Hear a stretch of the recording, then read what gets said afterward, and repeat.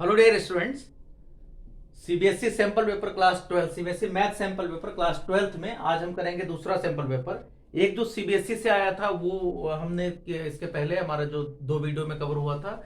अब आज हम करेंगे जो एक दूसरा सैंपल पेपर है जो सीबीएसई से तो नहीं लेकिन केंद्रीय विद्यालय संगठन का है, केवीएस का है।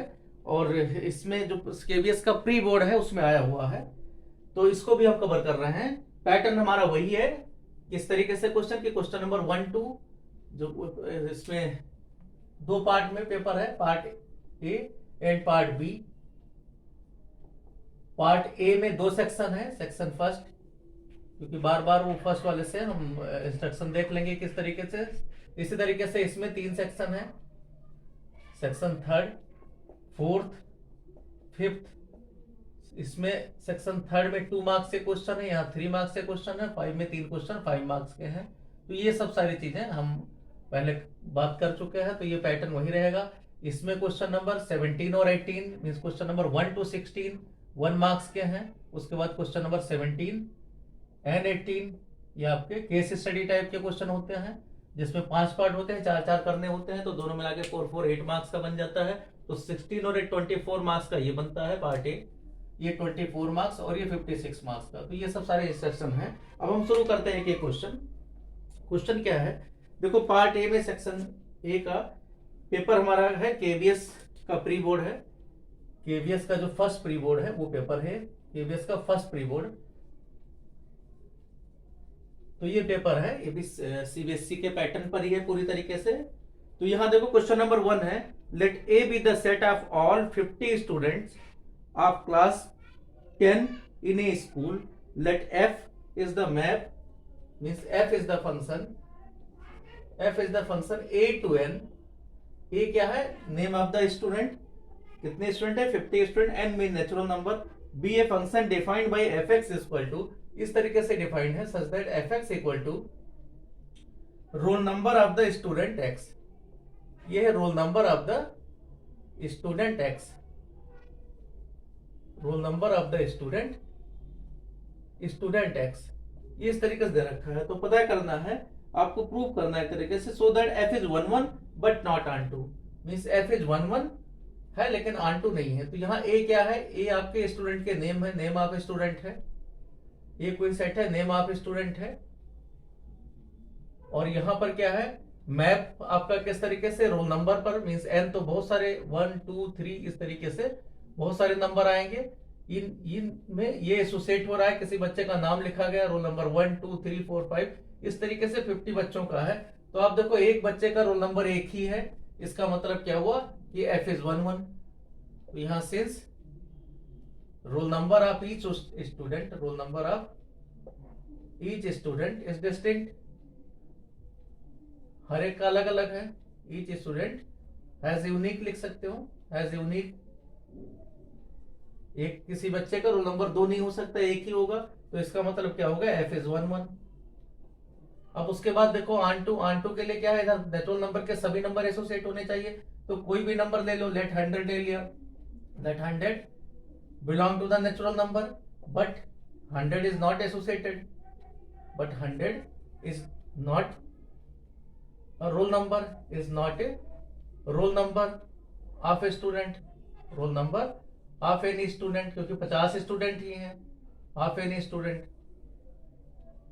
as number of student is only 50, number of student in class जो भी कहा गया है, क्लास 12th है या 10th है जो इसमें लिखा हुआ है, क्लास 12 is 50, तो 50 तक ही रोल नंबर होगा। तो इसका मतलब क्या हुआ, ऑन टू नहीं होगा, मीन सभी एलिमेंट मीन 100 एसोसिएटेड नहीं है, तो 100 डज नॉट एसोसिएटेड यहाँ लिख दिया हमने। तो इसका मतलब क्या हुआ, 100 किसी भी 100 is not belong to the fx, ये नहीं है, जबकि 100 है इसका एलिमेंट, तो इसका मतलब f is not onto, तो ऑन टू नहीं है। ये आपका इस तरीके से फर्स्ट था। इसी का सेकंड पार्ट कहा गया है, क्वेश्चन नंबर 1 का सेकंड पार्ट नहीं, इसी का और पार्ट है। और पार्ट क्या दे रखा है, how many reflexive relations are possible in a set A where number of A equal to 3। If number of A equal to 3, CBSE sample paper में ये क्वेश्चन था। If number of A equal to 3 means अगर किसी में 3 element है तो कितने इसके रिफ्लेक्सिव रिलेशन होंगे। तो number of A equal to 3 है, तो number of A cross A कितना आ जाएगा, ए क्रॉस ए में आपका 3 स्क्वायर मीन 9 एलिमेंट होंगे, इसमें 9 एलिमेंट हैं, तो इसका मतलब क्या होगा, उसमें से अगर रिफ्लेक्सिव रिलेशन में दे रखे हो तो कितने, 3 ऐसे होंगे जो हमेशा रहेंगे, कौन कौन से, 3 एलिमेंट मान लो 1 1 2 1 1 1 2 3 है, तो 1 1 2 2 3 3 इस तरीके से हमेशा रहेंगे। तो इसका मतलब इसमें जो हमेशा रहने वाले नंबर है जिनको हमें हर रिलेशन में रखना ही है, वो कौन कौन से हैं, 3 एलिमेंट मिलेंगे, means number of fixed element ये इतने ही रहते हैं 3। इसका मतलब क्या होगा, तो नंबर ऑफ रिलेशन कितने मिलेंगे, number of reflexive relation, reflexive में यही होता है, बस इनको कॉमन रखना होता है। रिफ्लेक्सिव रिलेशन क्या होता जाएगा, वैसे फॉर्मूले से भी देख सकते हो, 2 to the power 3 square means 2 to the power 9 minus 3, तो यहाँ 2 power 9 minus 3 means 2 power 6, 2 power 6 का मतलब होगा 64, तो 64 रिलेशंस रिफ्लेक्सिव होंगे। या हम चाहें तो यहाँ डायरेक्ट फॉर्मूला लगा सकते हैं कि रिफ्लेक्सिव रिलेशन का नंबर कितना होता है, नंबर ऑफ रिफ्लेक्सिव रिलेशन क्या होता है, 2 to the power n square minus n होता है, क्योंकि n स्क्वायर टोटल रिलेशन होंगे, उसमें से n आपका n एलिमेंट होगा ये कार्टेशियन प्रोडक्ट में n स्क्वायर, और उसमें से इतना माइनस हो जाएगा n। तो इस तरीके से फिर रिलेशन सेट उसके सबसेट पता करेंगे, तो 2 to the power number of element in a set होता है, तो 2 to the power n square minus n formula हो जाता है। इसी तरीके से देखते हैं क्वेश्चन नंबर 2। क्वेश्चन नंबर कहा गया write the small, question number 2 में write the smallest equivalence relation on set A equal to 1 2 3। एक सेट कोई दे रखा है ए इक्वल टू 1 2 3, उसमें पूछा गया स्मॉलेस्ट आपका इक्विवेलेंस रिलेशन कौन सा होगा, मींस स्मॉलेस्ट आपको जिसमें क्या हो, रिफ्लेक्सिव भी हो, सिमेट्रिक हो, ट्रांसिटिव हो। तो रिफ्लेक्सिव होने के लिए आपको पता है अगर 1 2 3 है तो 1 1 2 2 3 3 होना जरूरी है। तो क्वेश्चन नंबर 2 में देखते हैं right the equivalence relation. Question number 2 में सेट दे रखा है ए इक्वल टू 1 2 3। अब ए इक्वल टू अगर 1 2 3 दे रखा है तो जो रिलेशन लेना है उसमें क्या रिफ्लेक्सिव होना जरूरी है, मीन्स 1 1 2 2 3 3 ये होना जरूरी है। तो इसको रखोगे तो रिफ्लेक्सिव भी एक तरीके से इक्वल का रिलेशन सबसे स्मॉलेस्ट होता है, तो 1 1 2 2 3 3 आ गया। इसी तरीके से आपका इसमें अगर सिमेट्रिक तो उल्टा इसका रहेगा और ट्रांसिटिव की जरूरत ही नहीं पड़ेगी क्योंकि वन आके किसी से एसोसिएट ही नहीं हो रहा है। तो सबसे जो स्मॉलेस्ट होता है वो यही इक्विवेलेंस वाला ही, यही रिफ्लेक्सिव वाला ही ले लिया जाता है। तो ये क्या है, इस स्मॉलेस्ट इक्विवेलेंस रिलेशन। तो ये आपका एक क्वेश्चन नंबर 2 का छोटा सा क्वेश्चन था। क्वेश्चन नंबर 3 में देखते हैं। 3 में कहा गया relation are in the set of real numbers are defined as R equal to, इस बार आर इक्वल टू इस तरीके से कहा गया है A B such that root A equal to B, वही सीबीएसई वाला पेपर पे का वाला क्वेश्चन दे रखा है, root A equal to B is a function और not justified, is a function. तो ये क्वेश्चन हो चुका है हमारे एक वीडियो में, फंक्शन और नॉट, ये फंक्शन है नहीं है। तो यहाँ देखो रूट ए रियल नंबर होना चाहिए, रियल नंबर पर सारा डिफाइन है, आर बाई आर पर से डिफाइन किया गया है रिलेशन को, आर को ऐसे लिख दे तो R is subset of this. तो यहाँ रूट ए आपको पता है नॉट डिफाइन, कब not define, if a belong to the negative real number, if a belong to the minus infinite to 0। तो इसका मतलब क्या है, सभी के लिए डिफाइन नहीं है, तो ये नॉट ए फंक्शन, क्योंकि डोमेन ही डिफाइन नहीं है, नॉट ए फंक्शन। डोमेन पहले डिफाइन करना पड़ेगा फिर हो पाएगा, क्योंकि नेगेटिव नंबर का स्क्वायर रूट नहीं एग्जिस्ट करता। यहाँ इसी तरीके से फोर्थ आप कह सकते हो डोमेन इज नॉट डिफाइन। इसी तरीके से क्वेश्चन नंबर इसी का और पार्ट है, in equivalence relation are in a divide it into equivalent classes a1 a2 a3, means A कोई सेट है ये 3 में डिवाइड हो रहा है, इसमें a1 a2 a3 में, a1 a2 a3 में, और ये इसके क्लास का मतलब क्या होता है, सिंपल सी बात है, कुछ इसमें कॉमन नहीं होना चाहिए, means a1 intersection a2 intersection a3 ये नल सेट होना चाहिए और सबको जोड़ के a आ जाना चाहिए। तो इसका मतलब अगर a1 union a2 union a3 कर रहे हैं तो ये पूरा सेट हो जाना चाहिए। तो यही वैल्यू पूछा गया कि इनके इंटरसेक्शन क्या होगा और यहाँ पर इनके यूनियन का वैल्यू क्या होगा। क्वेश्चन नंबर 4 में हमारा हो गया क्वेश्चन नंबर 4 के कोई भी एक एग्जांपल ले सकते हो, 1 0 0 0 2 0 0 0 3, जिसमें ये नंबर आपका ये नंबर अलग अलग हो, नहीं फिर क्या हो जाएगा स्केलर बन जाएगा। क्वेश्चन में कहा गया था कि स्केलर ना हो, डायगोनल मैट्रिक्स हो लेकिन स्केलर ना हो। इस तरीके से क्वेश्चन नंबर 4 था। क्वेश्चन नंबर 5 देखते हैं। क्वेश्चन नंबर 5 में कहा गया है if the matrix A equal to 0 A3, कोई मैट्रिक्स A इक्वल टू है 0 A3 2b-1 और -3 1 0, तो पता क्या करना है, ये इसकी सिमेट्रिक है, इस इसकी symmetric find the value of A and B. तो इसकी सिमेट्रिक के लिए क्या होना चाहिए, जितना यहाँ होना चाहिए उसका माइनस यहाँ आना चाहिए, क्योंकि इसकी सिमेट्रिक की पहचान क्या है, A dash equal to minus A, means A इसको सम करने पर 0 आना चाहिए। और डिटरमिनेंट इसके सब हमेशा जो डायगोनल एलिमेंट्स हैं वो 0 होते हैं, डिटरमिनेंट तो 0 होता रहता ही है।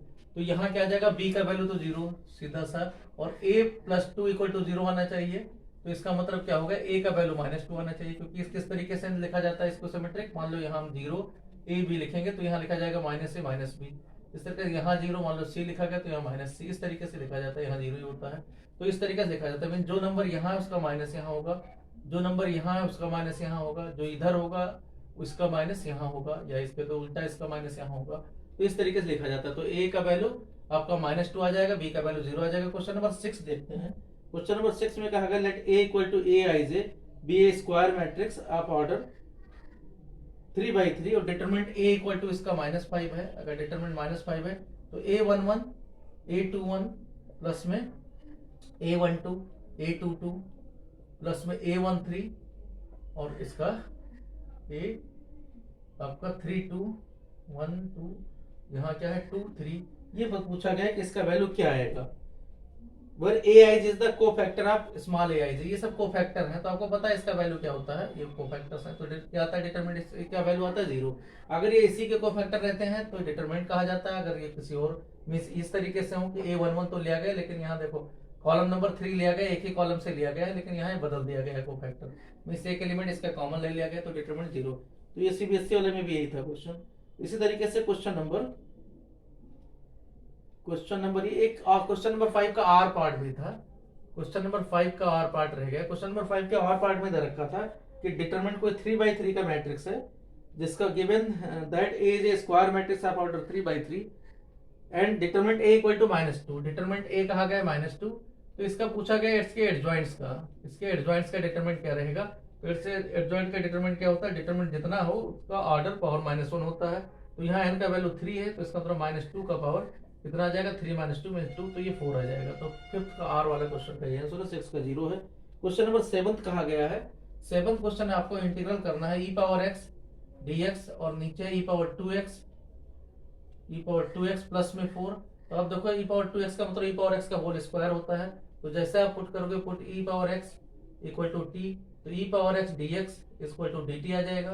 तो यहाँ आप रखोगे वैल्यू तो क्या आ जाएगा, ये dt और नीचे आ जाएगा t²/4। तो आप इसको सिंप्लीफाई करोगे 1/2 4 का स्क्वायर रूट और tan inverse t/2, tan inverse t/2 का मतलब e⁻x/2 प्लस में कांस्टेंट ऑफ इंटीग्रल। तो ये क्वेश्चन नंबर 7 का, इसका आर पार्ट भी है। आर पार्ट में क्वेश्चन नंबर 7 का आर पार्ट में कहा गया है कि कोई इंटीग्रल पता करना -π/2 to π/2, -π/2 से लेकर π/2, और कहा गया x⁴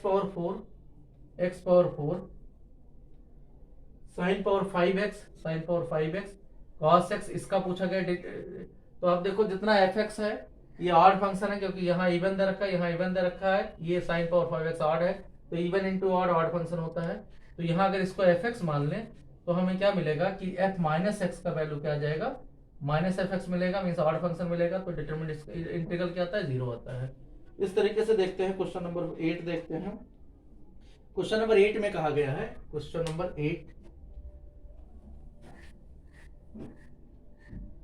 8 में कहा गया है कि find the area bounded by the y = sin x, और साथ में कहा गया x एक्सिस है, x = 0 x = 2π है।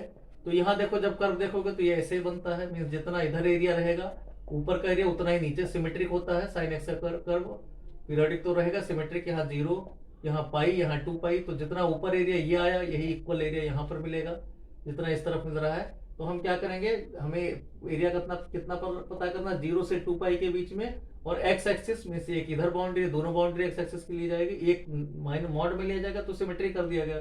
तो आपका क्या आ जाएगा, 2/0 to π, एरिया कितना आ गया 2/0 to π। यहाँ sin x dx ये एरिया आ गया।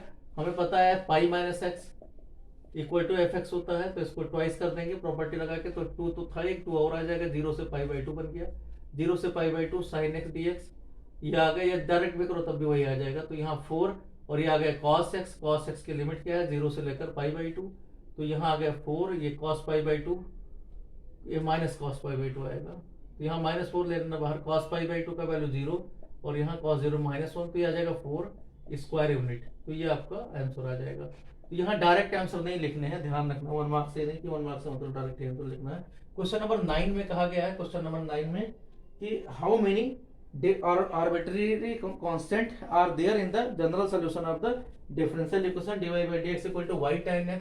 अगर dy by dx equal to y tan x है तो इसका ऑर्डर देखो क्या है, ऑर्डर 1 है, डिग्री भी 1 है, ऑर्डर में देखा जाता है तो ऑर्डर इसका 1 है, इसलिए आर्बिट्री कांस्टेंट कितने आ जाएंगे, आर्बिट्रेरी कांस्टेंट कितना आ जाएगा 1, क्योंकि जितने ऑर्डर का डिफरेंशियल इक्वेशन उतने ही कांस्टेंट। इसी का आर पार्ट कहा गया है। आर पार्ट में क्या रखा है, जो आपका सीबीएसई से ही है, और अगर पर्टिकुलर डिफरेंशियल इक्वेशन कहा जाता है तो यहाँ पॉइंट दे देते हैं, वहां आर्बिट्री कांस्टेंट 0 होता है, मींस कोई भी कांस्टेंट नहीं आता, उसका वैल्यू मिल जाता है। तो आर्बिट्री कांस्टेंट मतलब सी जो लगाया जाता है वही आर्बिट्री कांस्टेंट है। इसी का आर पार्ट है कि कोई homogeneous differential equation, how many arbitrary constant, ये तो हो गया, for word value of n in the following homogeneous differential equation dy by dx equal to, एक दे रखा है dy by dx is equal to x power 3 minus y power n divided by x square y minus में x plus में x y square. तो यहाँ नीचे तो डिग्री बराबर है, यहाँ डिग्री मतलब डायमेंशन होता है, अगर यहाँ 3 है तो यहाँ पे 3 डिग्री होना चाहिए, तो होमोजेनियस के लिए। तो यहाँ देखो dy by dx equal to y tan x, ये आपका, तो यहाँ आपका पूछा गया आर्बिट्री कांस्टेंट 1 है, r वाले में n का वैल्यू क्या गया 3, एसी वाला ही क्वेश्चन है। क्वेश्चन नंबर 9 में जो दे रखा है कि अगर होमोजेनियस डिफरेंशियल इक्वेशन है तो होमोजेनियस तो डिग्री बराबर होना चाहिए, इसका 3 डिग्री है तो इसमें प्लस माइनस करने वाला भी डिग्री बराबर होना चाहिए, तो n इक्वल टू 3 आ गया। क्वेश्चन नंबर 11 देखते हैं। क्वेश्चन नंबर 11 में कहा गया है, क्वेश्चन नंबर 9 के बाद क्वेश्चन नंबर 10, क्वेश्चन नंबर 10 में कहा गया है, क्वेश्चन नंबर 10 देखते हैं। क्वेश्चन नंबर 10 में कहा गया है if vector a and b are unit vector, question number 10, if a vector and b vector are unit vectors then what is the angle between a vector and b vector for root 3 a vector minus b vector for b a unique vector। अगर ये unit vector है तो इसका a और b के बीच में angle क्या होगा, और ये आपको दे रखा है कि मॉड a 1 है, मींस a यूनिट वेक्टर है और b भी यूनिट वेक्टर है, ये दिया हुआ है। तो यहाँ देखो क्या करेंगे, हम इसका स्क्वायर कर देते हैं, स्क्वायर करेंगे तब भी 1 आएगा। फॉर्मूला कौन सा लगाते हैं, फॉर्मूला वही x डॉट x वाला, x डॉट x का मतलब होता है मॉड x स्क्वायर, मींस जो डॉट प्रोडक्ट वाला रूल है। तो यहाँ इसी को इसी से डॉट करते हैं तो क्या आ जाएगा 3 mod a square plus b mod b square minus में 2 रूट 3 a डॉट b, ये टर्म्स आ जाता है, इक्वल टू 1 का स्क्वायर 1 ही रहता है, मॉड ये 3 आ गया, प्लस में मॉड b भी 1 दे रखा है 1 आ गया, माइनस में 2 रूट 3 a डॉट b का मतलब है इंटू 1 a का mod into 1 into cos theta जो इनके बीच में एंगल है इक्वल टू 1 से 1 इधर माइनस हो जाएगा। तो इस तरीके से देखेंगे तो कॉस थीटा इक्वल टू क्या मिल रहा है, ये उधर गया तो आ गया 3/2 रूट 3, कैंसिल करोगे तो रूट 3/2 आ जाएगा। तो कॉस थीटा का वैल्यू रूट 3/2 कब होता है, जब थीटा का वैल्यू π/6 हो या 30 डिग्री हो, तो यहाँ 30 डिग्री आंसर या फिर π/6 आ जाएगा। तो ये था क्वेश्चन नंबर 10। क्वेश्चन नंबर 11 देखते हैं। क्वेश्चन नंबर 11 में कहा गया है, क्वेश्चन नंबर 11 में है if a vector b vector c vector are the three mutually perpendicular vectors. इस बार कहा गया 3 वेक्टर हैं जो तीनों म्यूचुअली परपेंडिकुलर का मतलब a डॉट b का वैल्यू 0 है, b डॉट c का वैल्यू 0 है और c डॉट a का वैल्यू 0 है। परपेंडिकुलर में क्या होता है कि a और b के बीच में जो एंगल है, यहाँ फॉर्मूला वही a डॉट b वाला लगता है, a dot b cos theta का वैल्यू 0 आ जाता है। इसका मतलब क्या होगा कि आपका ये दे रखा है a dot b 0, b dot c 0, c dot a 0, mutually perpendicular का मींस। उसके बाद में क्या पता करना है आपको, ये मिल जाए, फिर पता क्या करना है a plus b plus c, ये तीनों वेक्टर का जो सम आएगा उसका मैग्नीट्यूड क्या है ये पूछा गया है। और साथ में तो यहाँ ए बी सी के मैग्नीट्यूड भी देना पड़ेगा। तो तीनों का मैग्नीट्यूड कहा गया अगर इक्वल मैग्नीट्यूड वाले वेक्टर हैं और तीनों का मैग्नीट्यूड अगर ए के इक्वल है, means A B C, language ये है A vector B vector C vector are in 3 mutually perpendicular vectors of equal magnitude small A. ये पहले चीज है क्वेश्चन नंबर 11 में कि ए का मैग्नीट्यूड इक्वल टू बी का मैग्नीट्यूड इक्वल टू सी का मैग्नीट्यूड, ये इक्वल टू अगर 1 है, 1 नहीं, ये इसके इक्वल है, ये ए के इक्वल है, इसको स्मॉल ए लिख दिया गया विनर वेक्टर का। तो पता क्या करना है आपको, then find the value of A plus B plus C का मैग्नीट्यूड पर पूछा गया है। तो इसका मैग्नीट्यूड क्या आ जाएगा, इसको होल स्क्वायर करोगे, इसको एक्स मान के होल स्क्वायर करोगे, तो यहाँ क्या आ जाएगा, इसका मतलब A vector plus B vector plus C vector, इसी को इसी से डॉट कर दोगे, डॉट में A vector plus B vector plus में सी वेक्टर, तो डॉट किया गया तो क्या आता है वही मॉड ए स्क्वायर प्लस में मॉड बी स्क्वायर, कई बार पूछ चुका है बुक में, क्वेश्चन है ही है, प्लस सी स्क्वायर प्लस में है 2 ए डॉट बी प्लस में बी डॉट सी प्लस में सी डॉट ए, ये टर्म्स आता है क्योंकि स्क्वायर यहाँ डॉट प्रोडक्ट को कहते हैं, तो ये आता है। तो यहाँ में ये साथ में ये दे रखा है, एंड क्या दे रखा है, A vector perpendicular to B vector है, B vector is perpendicular to C vector है, and C vector is perpendicular to A vector है, ये दिया हुआ है। तो इसका मतलब क्या होगा, ए डॉट बी 0 है, बी डॉट सी 0 है और सी डॉट ए 0 है, ये भी साथ में दिया हुआ है। तो ये आपका जब 0 हो जाएगा तो यहाँ 0 रख दोगे, और ये वैल्यू दे रखा है ए स्क्वायर प्लस ए स्क्वायर प्लस ए स्क्वायर प्लस में 2 इंटू 0, तो यहाँ आपका क्या आ जाएगा, वो 0 टर्म्स आ गया, 3a स्क्वायर, 3a स्क्वायर। तो हमें क्या चाहिए, हमें चाहिए A vector plus B vector plus C vector का मॉड चाहिए, तो यहाँ क्या आ जाएगा, इसका स्क्वायर रूट कर दोगे 3a स्क्वायर का, तो ये आ गया a√3। इसी तरीके से क्वेश्चन नंबर 12 देखते हैं। क्वेश्चन नंबर 11 के बाद क्वेश्चन नंबर 12 है। क्वेश्चन नंबर 12 में कहा गया है, क्वेश्चन नंबर 12 में कहा गया है, question number 12, right the value of I dot J cross के, आपको वैल्यू पता करना, आई डॉट जे क्रॉस के प्लस में जे डॉट के क्रॉस आई, जे डॉट के क्रॉस आई प्लस में के डॉट आई क्रॉस जे, ये कहा गया है। तो यहाँ देखो क्या आ जाएगा, आई डॉट, ये आपका जे क्रॉस का आई होता है, आई होता है, इसी तरीके से जे डॉट के क्रॉस आई जे होता है प्लस में के डॉट आई क्रॉस जे के होता है। तो यहाँ क्या आ जाएगा, ये आपका ये रूल आई जे के, इस तरीके से अगर एंटी क्लॉकवाइज चल रहे हैं आई जे के, तो आई क्रॉस जे के होता है, के क्रॉस आई जे होता है, वही सब टर्म दे रखा है। तो यहाँ आई डॉट आई 1 हो गया, जे डॉट जे 1 हो गया, प्लस में 1 हो गया, तो 1 + 1 3 आ गया। क्वेश्चन नंबर 12 का था ये। क्वेश्चन नंबर 13 देखते हैं। 13 कहा गया है, right the direction cosines of A line makes equal angles with the all axis. जितने भी एक्सिस हैं उनसे अगर इक्वल एंगल बना रहा हूं, मान लो ये कोई वेक्टर दे रखा है या लाइन दे रखा है, एल लाइन है, मान लो ये अगर सभी से इक्वल एंगल बना रहा हूं, अल्फा बीटा गामा, इस तरीके से अगर एंगल बना रहा है एक्स वाई जेड से, तो हम जो है ये वैल्यू आपको इसके डायरेक्शन कोसाइंस क्या होंगे, तो दे रखा है alpha equal to beta equal to gamma दे रखा है। इसका मतलब क्या हो जाएगा, अगर ये है तो cos alpha cos beta cos gamma सब बराबर होंगे, मींस एल इक्वल टू जो डायरेक्शन कोसाइंस होता है वो L equal to M equal to N है। तो यहाँ क्या हो जाएगा, अगर ऐसा है तो हमें पता है कि L square plus M square N square का वैल्यू 1 होता है, तो यहाँ तीनों अगर बराबर हो जाएंगे तो 3l स्क्वायर हो गया इक्वल टू 1 आ गया, तो एल का वैल्यू आ जाएगा प्लस माइनस 1/√3 प्लस माइनस 1/√3। तो ये आपका किस तरीके से वैल्यू आ जाएंगे, या तो 1/√3 या 1/√3 आएंगे, या फिर माइनस भी तीनों आ जाएंगे, -1/√3 -1/√3 -1/√3। तो ये भी पॉसिबिलिटी है, दोनों पॉसिबिलिटी लेकर चलनी है, क्योंकि यहाँ कुछ ऐसा नहीं कहा गया है कि प्लस वाले लेने हैं। क्वेश्चन नंबर 14 कहा गया है। क्वेश्चन नंबर 14 में है, अगर right the equation of the straight line through the point alpha beta gamma, कोई स्ट्रेट लाइन है जो किस पॉइंट से पास हो रही है, ये पॉइंट अल्फा बीटा गामा है, इससे पास हो रही है, और कहा गया parallel to the Z axis, and साथ में लाइन है क्या, and parallel to the Z axis, Z axis का डायरेक्शन क्या होता है, के कैप होता है। तो इसका मतलब वेक्टर का equation, vector equation of line क्या हो जाएगा, वेक्टर इक्वेशन ऑफ लाइन आपका हो जाएगा आर वेक्टर इक्वल टू जिस पॉइंट से पास हो रहा है मीन्स अल्फा आई प्लस बीटा जे प्लस में gamma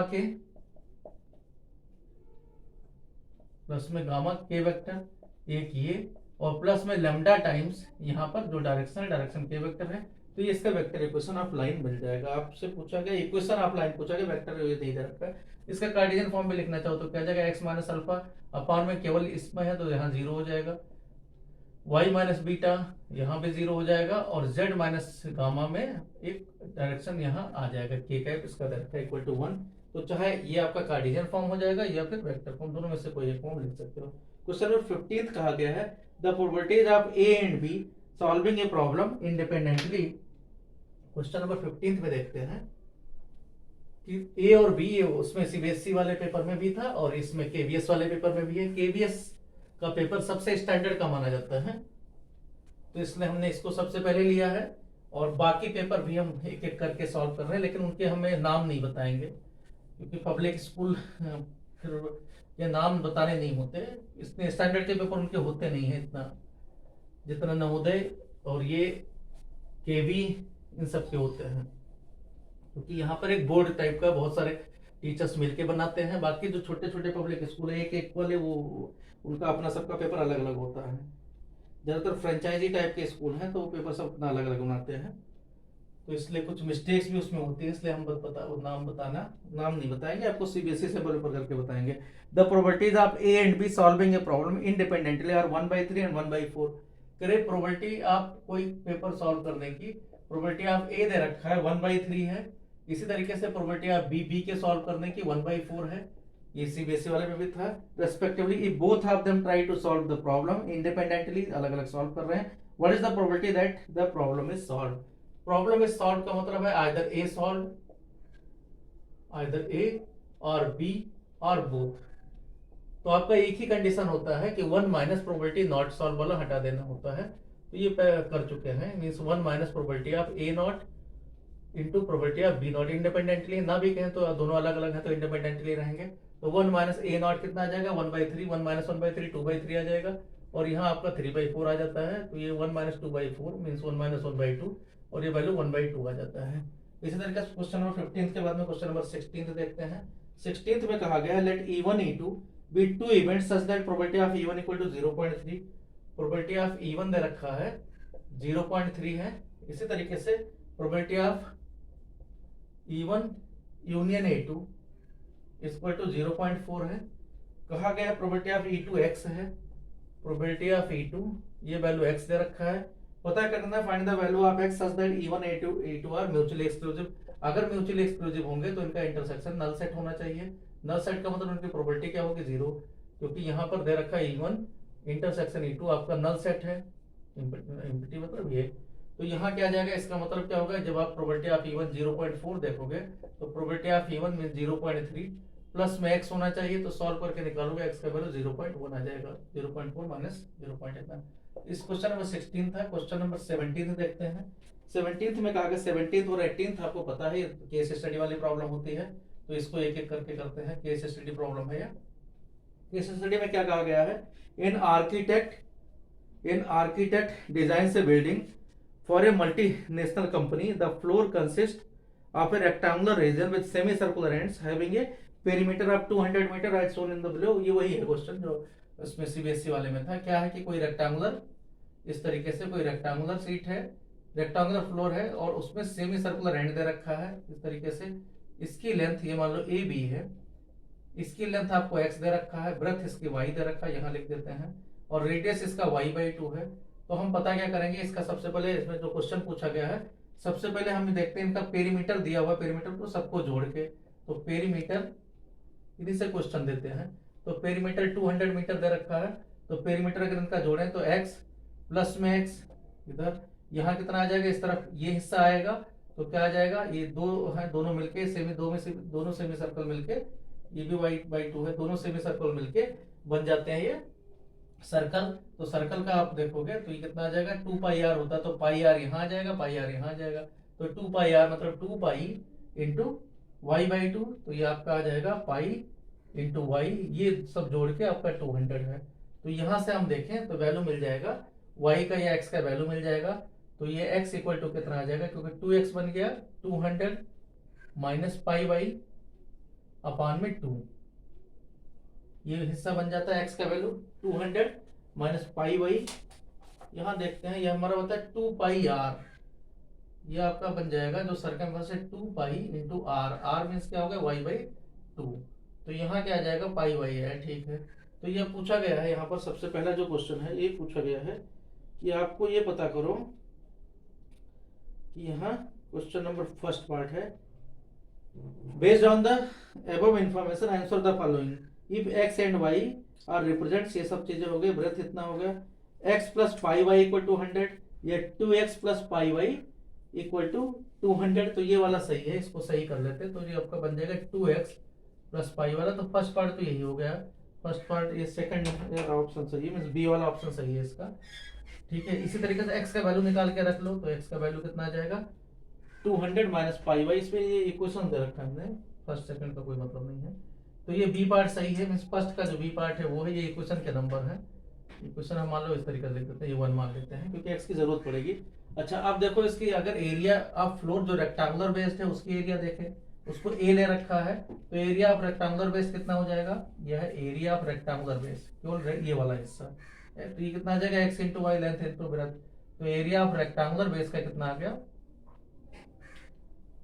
area of rectangular base ये आपका आ गया x into Y, X into Y, तो दोनों मल्टीप्लाई कर दोगे, तो यहाँ कितना हो जाएगा x इंटू ये मल्टीप्लाई हो गया, तो 200 माइनस में पाई वाई डिवाइडेड बाई 2, तो यहाँ पर एक सेकेंड, यहाँ पर आपको वैल्यू y का, हमें जो वैल्यू चाहिए वो y का वैल्यू चाहिए, तो ये हमने क्या लिख रखा है, ये हमने x का वैल्यू यहाँ निकाल दिया है। तो हम क्या करते हैं, इसको सही कर लेते हैं, इसमें y का वैल्यू निकालते हैं जैसे जरूरत है उस हिसाब से। तो जरूरत यहाँ हमें y की है, तो y वैल्यू निकालते हैं, तो y इक्वल टू क्या आ जाएगा 200 minus 2x divided by pi Y, इस तरीके से इसके आपका इक्वेशन नंबर 1 मान लेना। तो यहाँ देखते हैं x इंटू वाई, तो ये क्या आ जाएगा, x इससे मल्टीप्लाई हो जाएगा, y इस तरफ पाई केवल, तो यहाँ मल्टीप्लाई होगा, तो क्या आ गया यहाँ x इंटू 200 माइनस में 2x डिवाइडेड बाई पाई, पाई यहाँ लिख देते हैं, 2 कॉमन कर ले अगर, और x अंदर ले आए तो 2 अपॉन पाई, कांस्टेंट अंदर, बाकी सब ले जाएंगे, तो आ जाएगा 100 माइनस में x, तो यही दे रखा 100x, x भी मल्टीप्लाई कर दो तो 100x माइनस एक्स स्क्वायर, क्योंकि सेकंड पार्ट में कहा गया है कि अगर ऐसा है तो ये बताओ, सेकंड पार्ट में कहा गया the area of the rectangular region a expressed as a function of x in, तो कौन सा सही है 2 upon pi 100x minus X square, सबसे पहले वाला दे रखा है, तो ये आपका सही है, ये मान लो सेकंड इक्वेशन हम ले लेते हैं, और ये सेकंड पार्ट का क्वेश्चन भी है, तो सेकंड पार्ट का फर्स्ट वाला सही है, फर्स्ट मतलब ए सही है इसका, दूसरे वाले का बी सही था, तो ये हो गया। अब हमें क्या पूछा गया है, तो जितने भी ये केस स्टडी वाले हैं इनका हम अलग से भी वीडियो बनाएंगे, जिसमें 8-10 क्वेश्चन केस स्टडी के किए जाए, जितने भी हो सके, हमारे पास कलेक्शन तो है, जितने भी हम आगे कर सकते हैं। तो यहां देखते हैं इसके बाद में क्या होगा क्वेश्चन नंबर 17 में, और अब एरिया पता करो, एरिया मैक्सिमाइज मिनिमाइज कहा गया है, फिर टोटल एरिया कहा गया, इस तरीके से क्वेश्चन है। तो यहां देखते हैं क्वेश्चन नंबर आपका एक्स एरिया मिल गया, अब एरिया को मैक्सिमाइज करो, तो डीए बाई डी एक्स क्या जाएगा, D A by D X equal to A दे रखा है आपको 2 बाई पाई, एरिया आपने निकाल दिया है 2 बाई पाई, एरिया केवल रेक्टेंगुलर बेस का 100x माइनस में एक्स स्क्वायर ये दे रखा है आपका एरिया, इसको सेकंड इक्वेशन हमने दे रखा है। तो यहाँ डी बाई डी एक्स क्या आ जाएगा 2 बाई पाई अपनी जगह पर, यहाँ हो जाएगा 100 माइनस में 2x, तो फॉर मैक्सिमम और मिनिमम, मैक्सिमम पॉइंट के लिए क्या करते हैं, मिनिमम पॉइंट के लिए इसको 0 रखते हैं, तो x का वैल्यू 50 आ जाएगा, x वैल्यू 50, अब आपको डबल डेरिवेटिव की जरूरत नहीं है क्योंकि एक ही वैल्यू आया, मैं यही रख दो, तो एरिया मैक्सिमम कितना आ जाएगा, ए मैक्सिमम, ए मतलब रेक्टेंगुलर का कितना आ जाएगा 100 इंटू 50 माइनस में 50 का स्क्वायर इतना, और बाहर कितना है 2 बाई पाई कॉमन है, तो इसको सिंप्लीफाई कर लेंगे, तो यहाँ कितना आ गया 2 बाई पाई, और ये आपका 100 मीन्स 5000 माइनस में 2500, तो 2500 आ गया, 2500 को फिर से 2 से मल्टी, तो 5000 अपान में पाई इतना मीटर स्क्वायर आ जाएगा area maximum.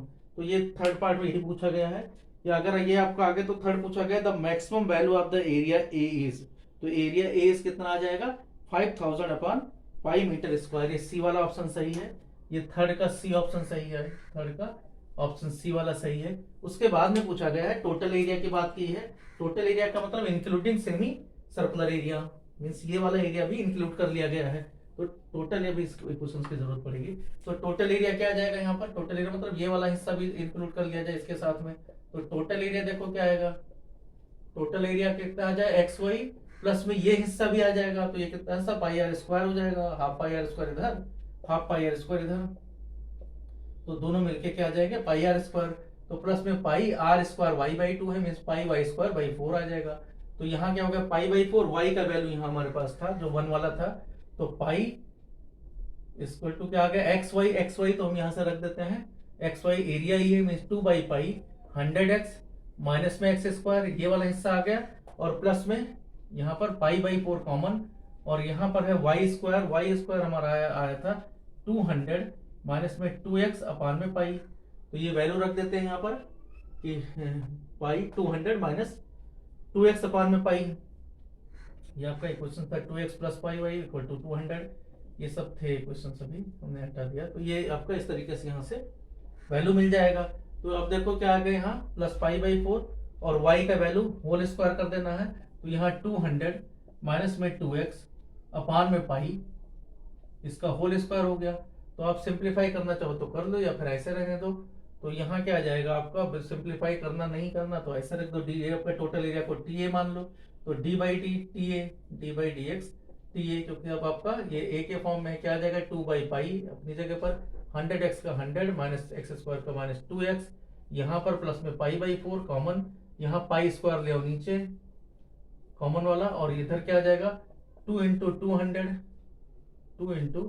200 minus 2x into फिर से इसका माइनस 2x से करोगे तो माइनस 2 आ जाएगा, यहाँ पर एक्स स्क्वायर का जैसे डिफरेंशिएशन करते हैं, तो ये इसका डिफरेंशिएशन आ गया, यहाँ से कैंसिल हो गया, ये एक पाई बच गया, तो यहाँ आपका आ गया 2 बाई पाई कॉमन है, 2 बाई पाई नहीं 4 बाई पाई कॉमन लेस, चलो 2 बाई पाई यहाँ आ गया 100 माइनस 2x, सिंप्लीफाई करना है बस और कुछ नहीं है। यहाँ आपका आ गया 4, यहाँ है 2 इंटू 2 4 कैंसिल हो जाएगा, यहाँ माइनस भी आ जाएगा, तो माइनस में कितना बचा 1 बाई पाई, और यहाँ 200 माइनस 2x ये टर्म्स आ गया। अब इसको सिंप्लीफाई कर लेना है, इसको सिंप्लीफाई करते हैं, अब इसको सिंप्लीफाई क्योंकि आगे जरूरत नहीं है, तो सिंप्लीफाई करते हैं तो क्या मिला यहाँ पर, इनको सिंप्लीफाई करते हैं तो क्या मिलेगा 2 बाई पाई, यहाँ देखो 2 बाई पाई 1 बाई पाई अपनी जगह कॉमन है, यहाँ क्या होगा 200 माइनस में 4x 2 इंटू 2 4x, यहाँ कितना है माइनस 200, और ये कितना मिल जाएगा प्लस में यहाँ पर 2x ये आ गया, तो 200 इधर कैंसिल हो गया, तो एक तरीके से क्या आ गया माइनस 2x, तो माइनस 2x ये फॉर्म आ गया, तो इसका मतलब क्या है ये वैल्यू क्या आएगा फॉर मैक्सिमम और मिनिमम के लिए 0, तो फॉर मैक्सिमम और मिनिमम ये कैलकुलेशन चेक कर लेना, उसे एक वीडियो में दूसरे वाले में है, D by D X of T A equal to 0 आएगा, तो इसका मतलब क्या होगा बंद किया बंद। तो इस तरीके से देखते हैं हम क्वेश्चन नंबर 17 का जो आपका फोर्थ पार्ट है, फोर्थ पार्ट में टोटल एरिया के बारे में ही कहा गया, तो यहाँ आ गया minus 2x double derivative total area का, टोटल एरिया मीन्स ये दोनों ये भी इंक्लूड हो गए इधर वाले भी, तो ये माइनस 2x आया फॉर मैक्सिमम और मिनिमम के लिए, D by D X of total area 0, तो टोटल एरिया 0 की means minus 2x equal to 0, तो यहाँ x इक्वल टू 0 आ गया, तो यहाँ फोर्थ वाले में यही कहा गया है, फोर्थ में देखें हम तो कहा गया the CEO the chief executive officer of the multinational company is interested in maximize the area of the whole floor including the semicircular ends. For this to happen the value of x should be, तो x should be first है option 0 metre 30 metre 50 metre 80 metre, तो first वाला option सही है 0 metre ये ए वाला option सही है। इसके बाद में पूछा गया है जो फिफ्थ ऑप्शन है, कहा गया है कि the extra area generated if the area of the whole floor is maximised, कह रहे एक्स्ट्रा एरिया कितना आया, तो x का वैल्यू 0 आ गया, ये हम टोटल एरिया वाले में रख देंगे, टोटल एरिया हमारे पास x के फॉर्म में यहाँ पर ये वैल्यू है, इसको मान लो हम इक्वेशन नंबर 3 रख देते हैं, तो यहाँ जहां x है वहां 0 रख दोगे तो ये 0 आ गया, यहाँ पाई बाई 4 और 200 यहाँ भी ये भी 0, तो 200 का होल स्क्वायर अपान में पाई, तो टोटल एरिया आपका फ्रॉम इक्वेशन थर्ड 3 इक्वेशन से क्या मिल गया टोटल एरिया कौन सा टोटल मैक्सिमाइज वाला है, टोटल एरिया मैक्सिमम क्या है, x जहां वहां 0 रख दो तो ये 0 आ गया, मीन्स पाई बाई 4, और ये आ गया 200 माइनस 0 मीन्स 200 का होल स्क्वायर 4 के बाद में 4 बार 0 डिवाइडेड बाई पाई स्क्वायर, तो एक पाई से पाई का स्क्वायर कैंसिल, 4 से 4 1 जा 4, ये आपका 10,000 आ गया, तो यहाँ क्या आ गया 10,000 अपान में पाई, तो ये आपका आ गया 10,000 अपान में पाई, 10,000 अपान पाई इतना मीटर स्क्वायर आ गया। अब एरिया जो टोटल एरिया है, लेकिन पहले एरिया कितना था, एरिया मैक्सिमम ये इतना था, जो थर्ड वाला ऑप्शन था, थर्ड में सी ऑप्शन था, तो यहाँ 5,000 अपान पाई मीटर स्क्वायर था। तो इसका मतलब कितना इंक्रीज हुआ, तो increase in area, increase in area जब हम सेमी वाले को भी, सेमी सर्कुलर वाले को भी कर देते हैं, तो कितना आ रहा है 10,000 अपान पाई में से इतना माइनस कर दोगे, पाई माइनस में 5,000 अपान में पाई, तो 5,000 अपान पाई ही रह गया, तो फिर से आ गया 5,000 अपान में पाई इतना मीटर स्क्वायर, ये जो है ये आपका आ गया। लेकिन यहाँ पर ऑप्शन आपका कौन सा, बी वाला सही है, लेकिन बाई मिस्टेक सीबीएसई ने जो दिया no change both areas are equal, ये गलत दे रखा है, क्योंकि यहाँ पर एरिया चेंज आएगा, क्योंकि पूछा गया था extra area generated if the area of the whole floor is maximised, तो एरिया यहाँ पर एक्स्ट्रा एरिया पूछा गया, कितना एक्स्ट्रा एरिया, सबको अगर मिलाया जाए तो ये टोटल एरिया की बात की जाएगी यहाँ पर। तो 5,000 अपान पाई में बी वाला ऑप्शन सही है। इसके बाद देखते हैं क्वेश्चन नंबर 18। क्वेश्चन नंबर 18 में कहा गया लेट एक्स डिनोट था, यहाँ भी केस स्टडी वाला क्वेश्चन है, केस स्टडी भी ही एक नया है यहाँ पर, बाकी सब तो वही पुराने टाइप के क्वेश्चन है कि 12th में जैसे पहले आते थे, केवल केस स्टडी से ही हमें थोड़ा सा यहाँ पर मेहनत करनी है, क्योंकि यहाँ केस स्टडी आपका 4-4 8 मार्क्स का आता है, और 2 उसमें वैसे भी होते हैं, हर एक में 5-5 पार्ट होते हैं, उसमें से 4 करने होते हैं, तो यहाँ मार्क्स आपके जा सकते हैं 1-2 मार्क्स, बाकी सब तो पुराना पैटर्न है, तो जिनको 100 वाले हैं उनको कोई दिक्कत नहीं है। ये केस स्टडी वाला थोड़ा सा हैंडल करने, क्योंकि कहीं का भी क्वेश्चन दिया जा सकता है। तो यहाँ देखते हैं केस स्टडी का क्वेश्चन नंबर 18। केवीएस ने थोड़ा सा हल्का क्वेश्चन दिया है, सीबीएसई में प्रोबेबिलिटी का ही क्वेश्चन दे रखा था, लेकिन अच्छा दिया था। तो इसमें देखते हैं क्वेश्चन नंबर 18 केवीएस का जो पेपर है प्री बोर्ड का, फर्स्ट प्री बोर्ड का, उसमें कहा गया है let X denote the number of colleges where you will apply after your results and P X equal to capital X, P X equal to capital X, P capital X equal to small X, ये question number 18 है। इस तरीके से दे रखा है denotes your probability after your results, probability of getting admission in X number of colleges, it gives that P X equal to X, इस तरीके से दे रखा है, एक आपका फंक्शन टाइप का दे रखा है, के एक्स है, इसी तरीके से 2kx है, यहां पर k इंटू 5 माइनस एक्स है, यहाँ 2-3 लीनियर इक्वेशन के फॉर्म में दे रखा है, और लास्ट में 0 है। ये वाला kx इक्वल टू दे रखा है इफ x इक्वल टू 0 और 1, इफ x इक्वल टू 0 या फिर 1 इस केस में है। इसी तरीके से x इक्वल टू 2 पर 2kx है, यहाँ इफ x इक्वल टू 3 और 4 है, इफ x इक्वल टू 3 या फिर 4 हो उसके लिए है, और यहाँ पर 0 के लिए दे रखा है if x is greater then 4, if x is greater then 4, ये इसके लिए है। तो यहाँ दे रखा है, अब इसको आप देखो x इक्वल टू अगर आप रख रखो x इक्वल टू 0 1 2 डिस्क्रीट में वैल्यू, हम डिस्क्रीट है हमारे सिलेबस में, 4 के बाद में 0 दे रखा है, इसका मतलब 4 तक ही है, तो 0 पर कितना आ जाएगा, यहाँ 0 ही रहेगा क्योंकि x की जगह 0 रख देना। 1 पर कितना आ जाएगा, k आ जाएगा, k इंटू 1। 2 पर कितना आ जाएगा, 2 into k, 2 into k into x में, तो 2 जब 4 आ जाएगा 4k।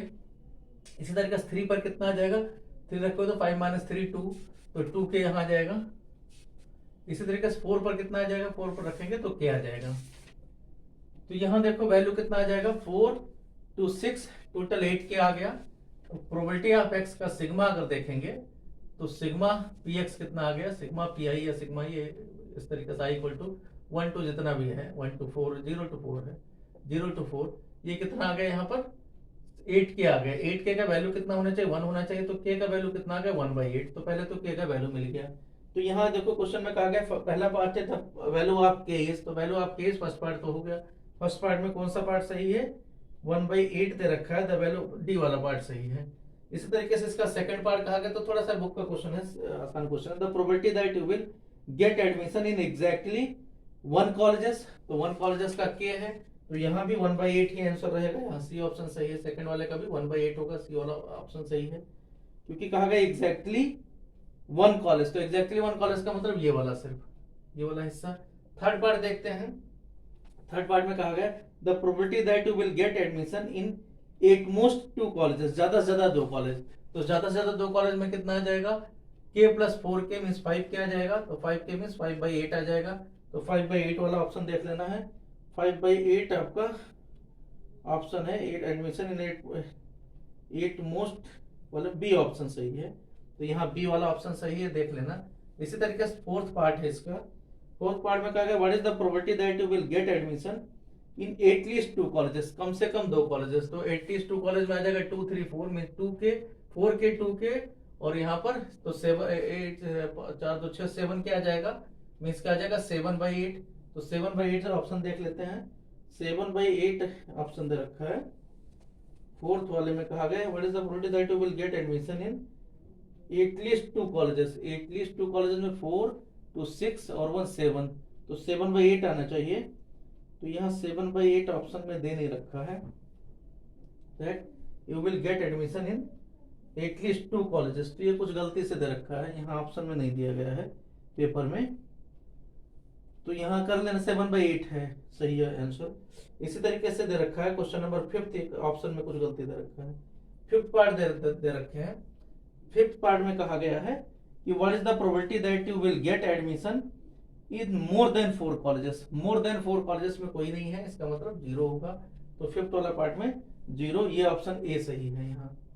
तो ये वाला ऑप्शन ये इन्होंने गलती दे रखी, या पता नहीं यहाँ हमने जो नोट किया, क्योंकि हमने नोट किया यहाँ से पेपर का, ये इस तरीके से नोट है। तो ये हो सकता है कि ये कुछ हमसे ही गलती हो गई हो, मिस्टेक हो गई हो। क्वेश्चन नंबर 19 को, इसके बाद क्वेश्चन नंबर 19 पर आते हैं। ये तो केस स्टडी वाले थे। क्वेश्चन नंबर 19 के पर 2 मार्क्स से शुरू हो जाते हैं। कहा गया solve for x if tan inverse 1 minus x। x के लिए सॉल्व करना है, tan inverse 1 minus x divided by 1 plus x equal to 1/2, equal to 1/2। और यहाँ पर क्या है, tan inverse x, x is greater than 0, ये कहा गया है। x वैल्यू पॉजिटिव लेना है। तो यहाँ देखो ये फॉर्मूला किसका है, tan इनवर्स 1 माइनस x। ये कितना, इसका मतलब क्या होता है, tan inverse 1 minus tan inverse x, ये होता है इक्वल टू यहाँ हाफ tan इनवर्स x। ये सब फॉर्मूले आपको पता होने चाहिए कि tan इनवर्स 1 माइनस x अपन ये क्या होता है। tan इनवर्स 1 होता है π/4, तो π/4 ये उस तरफ ले जाना, तो हो जाएगा 3/2 tan इनवर्स x। तो यहाँ एक तरीके से 2, यहाँ 2 जा कैंसिल, तो एक तरीके से क्या आ गया, tan inverse x equal to π/6 आ गया। tan inverse x equal to ये 2 3 इधर ले आओगे तो π/6। तो इसका मतलब x का वैल्यू क्या आ जाएगा, tan π/6। तो tan π/6 का जितना वैल्यू होता है tan 30 का मीन्स 1/√3 होता है, तो x का वैल्यू आ जाएगा। केवल पॉजिटिव वैल्यू लेना है, x इज ग्रेटर देन 0, पहले से दे रखा है। क्वेश्चन नंबर 20 देखते हैं। If A is a square matrix of order 3 such that A square equal to 2A। Question number 20 में कहा गया है if कोई A square equal to 2A, A कोई मैट्रिक्स है जिसका ऑर्डर 3 है और A square equal to 2A है, then find the value of determinant of A। तो आपको पता है दोनों तरफा का डिटरमिनेंट पता करेंगे, determinant of A square equal to determinant of 2A। 2 जितने ऑर्डर का है इधर आगे आ जाता है, 2 क्यूब बन जाएगा, 2 क्यूब डिटरमिनेंट A। इसका मतलब होता है डिटरमिनेंट ऑफ A का स्क्वायर, इसको लिख सकते हैं। तो यहाँ आप इस तरफ ले आओ तो डिटरमिनेंट A कॉमन आ गया, और यहाँ कितना आ जाएगा, determinant A -8 determinant A common है इक्वल टू 0। तो या तो डिटरमिनेंट अभी नंबर टाइप का बन गया, या तो 0 होगा या फिर 8 होगा। पहले CBSE वाले नंबर में भी था क्वेश्चन। तो ये आंसर होगा क्वेश्चन नंबर। इसी का और पार्ट दे रखा है, और पार्ट भी हम कवर कर चुके हैं वैसे, यहाँ चलो कर देते हैं। और पार्ट में कहा क्या कहा गया है, और पार्ट में कहा गया if A equal to 3, A equal to दे रखा है 3 1 1 2। तो आपको पता है इसका जो कैरेक्टरिस्टिक इक्वेशन होता है वो क्या आ जाएगा, -1 है। यहाँ पर जो कैरेक्टरिस्टिक इक्वेशन है वो क्या आ जाएगा, A स्क्वायर माइनस में इसका ट्रेस मतलब दोनों जोड़ दो, -5A प्लस में डिटरमिनेंट इसका कितना आ जाएगा, 7 आ जाएगा, प्लस में 7 I इक्वल टू 0। ये इसका एक प्रूव करना है। उसके बाद A इनवर्स पूछा गया, A इनवर्स इक्वल टू होता है 1 अपॉन डिटरमिनेंट 1/7। यहाँ आपका क्या आ जाता है 2 2 3, और यहाँ साइन चेंज हो जाता है, ये 1 हो जाएगा, -1 हो जाएगा, तो ये वैल्यू आ जाएगा आपका A इनवर्स का। तो ये आप कर लेना, यहाँ वेरीफाई कर लेना, हमने कर दिया कि हाँ सही है, वेरीफाई हो जाएगा। इसी तरीके से क्वेश्चन नंबर 21 में देखें। क्वेश्चन नंबर 21 में कहा गया है, क्वेश्चन नंबर 21 में कहा गया है कि find the value of K, find K if f is continuous at x equal to π/2। x equal to π/2 पर कंटीन्यूअस कहा गया है, और fx इक्वल टू दे रखा है k cos x divided by π - 2x pi minus 2x, सब book के क्वेश्चन है। इफ x इज नॉट, तो ये थोड़ा सा आसान है सीबीएसई वाले से, इतना पेपर आसान आने वाला नहीं है, लेकिन फिलहाल ये दिया हुआ है, स्टैंडर्ड है, तो हो सकता है इस बार पेपर ऐसे रहा हो, आने वाला हो। If x equal to pi by 2, तो यहाँ देखते हैं इसको, तो limit extending to pi by 2 पर देखोगे, limit extending to pi by 2, क्योंकि नॉट इक्वल टू तो LHL RHL लेने की जरूरत नहीं है, सीधा एक्सटेंडिंग टू पाई बाई 2, तो क्या आ जाएगा यहाँ k cos x divided by pi minus 2x। इसी को सॉल्व करना है, और ये सॉल्व करके किसके इक्वल आना चाहिए, 4 के इक्वल आना चाहिए, क्योंकि लिमिट अगर इसके बराबर है तभी ये वैल्यू सही है। तो इसी को सॉल्व कर लेते हैं, k का वैल्यू ले लेते हैं। तो यहाँ देखो x की जगह क्या रखेंगे, x minus pi by 2 means x minus pi by 2 को 0 बनाएंगे। तो पहला काम यही है, हम यहाँ क्या करते हैं, equal to limit x tending to pi by 2 या पाई बाई 2 प्लस में h लिख देते हैं, वेयर h टेंडिंग टू 0। तो इससे क्या होगा, यहाँ पर k cos, इसकी जगह क्या आ जाएगा, x की जगह पाई बाई 2 प्लस h आ जाएगा। यहाँ इसी तरीके से पाई माइनस 2 x की जगह क्या आ जाएगा, पाई बाई 2 प्लस h हो जाएगा। ये वैल्यू इक्वल टू 4 आएगा, ये हमने जहाँ x है वहाँ पाई बाई 2 प्लस h लिख दिया, एक स्टेप कम लिख दिया, लिमिट h टेंडिंग टू 0, ये फॉर्म बन के तैयार होगा। cos pi by 2 90 plus theta minus sine theta होता है, तो minus k sine h divided by, यहाँ आप करोगे तो पाई माइनस में 2 से कैंसिल हो गया, तो पाई माइनस पाई कैंसिल हो गया, और यहाँ आ जाएगा माइनस h माइनस 2h, तो यहाँ आ गया माइनस में 2h, ये टर्म्स आ गया, माइनस माइनस कैंसिल हो गया।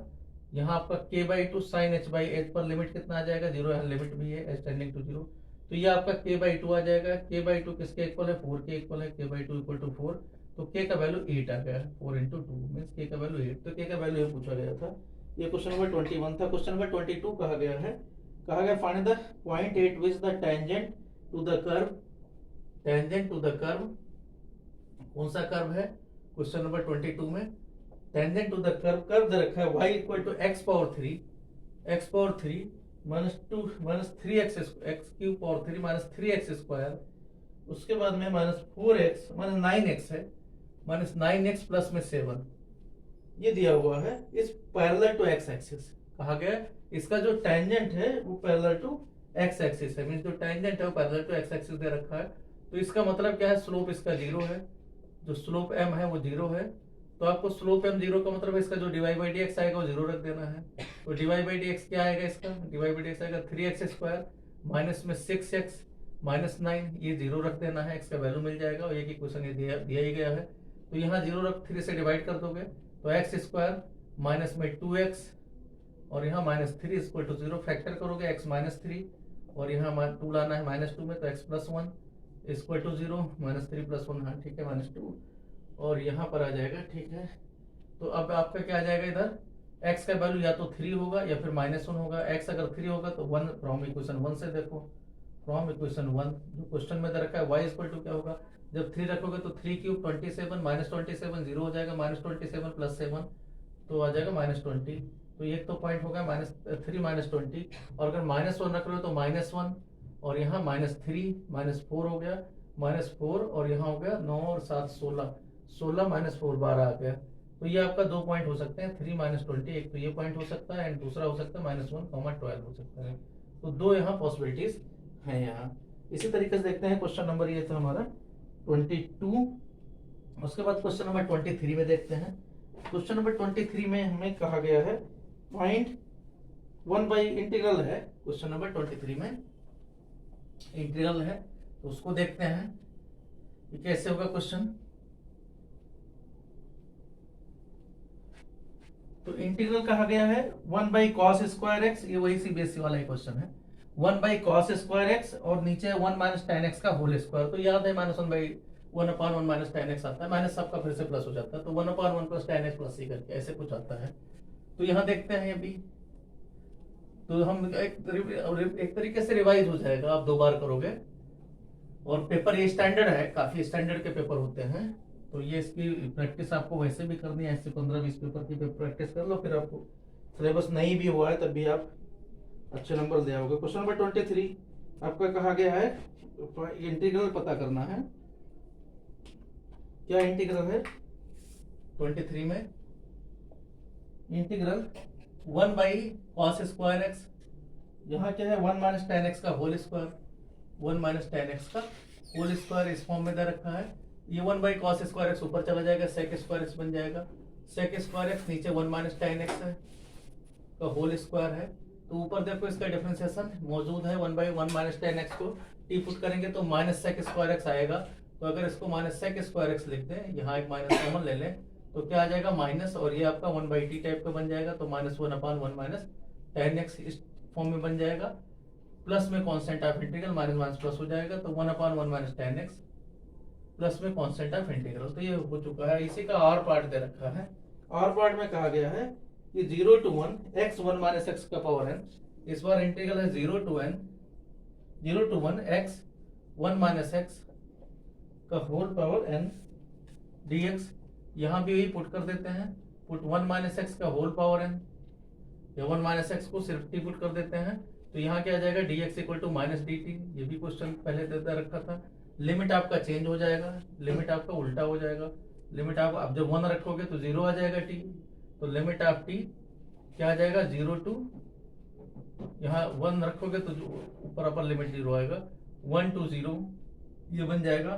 तो यहाँ आ गया 1 से 0 आगे माइनस आ जाएगा dx की जगह, x की जगह आ जाएगा 1 माइनस टी, और यहाँ हो जाएगा t to the power n dt। ये फॉर्म कन्वर्ट हो जाएगा।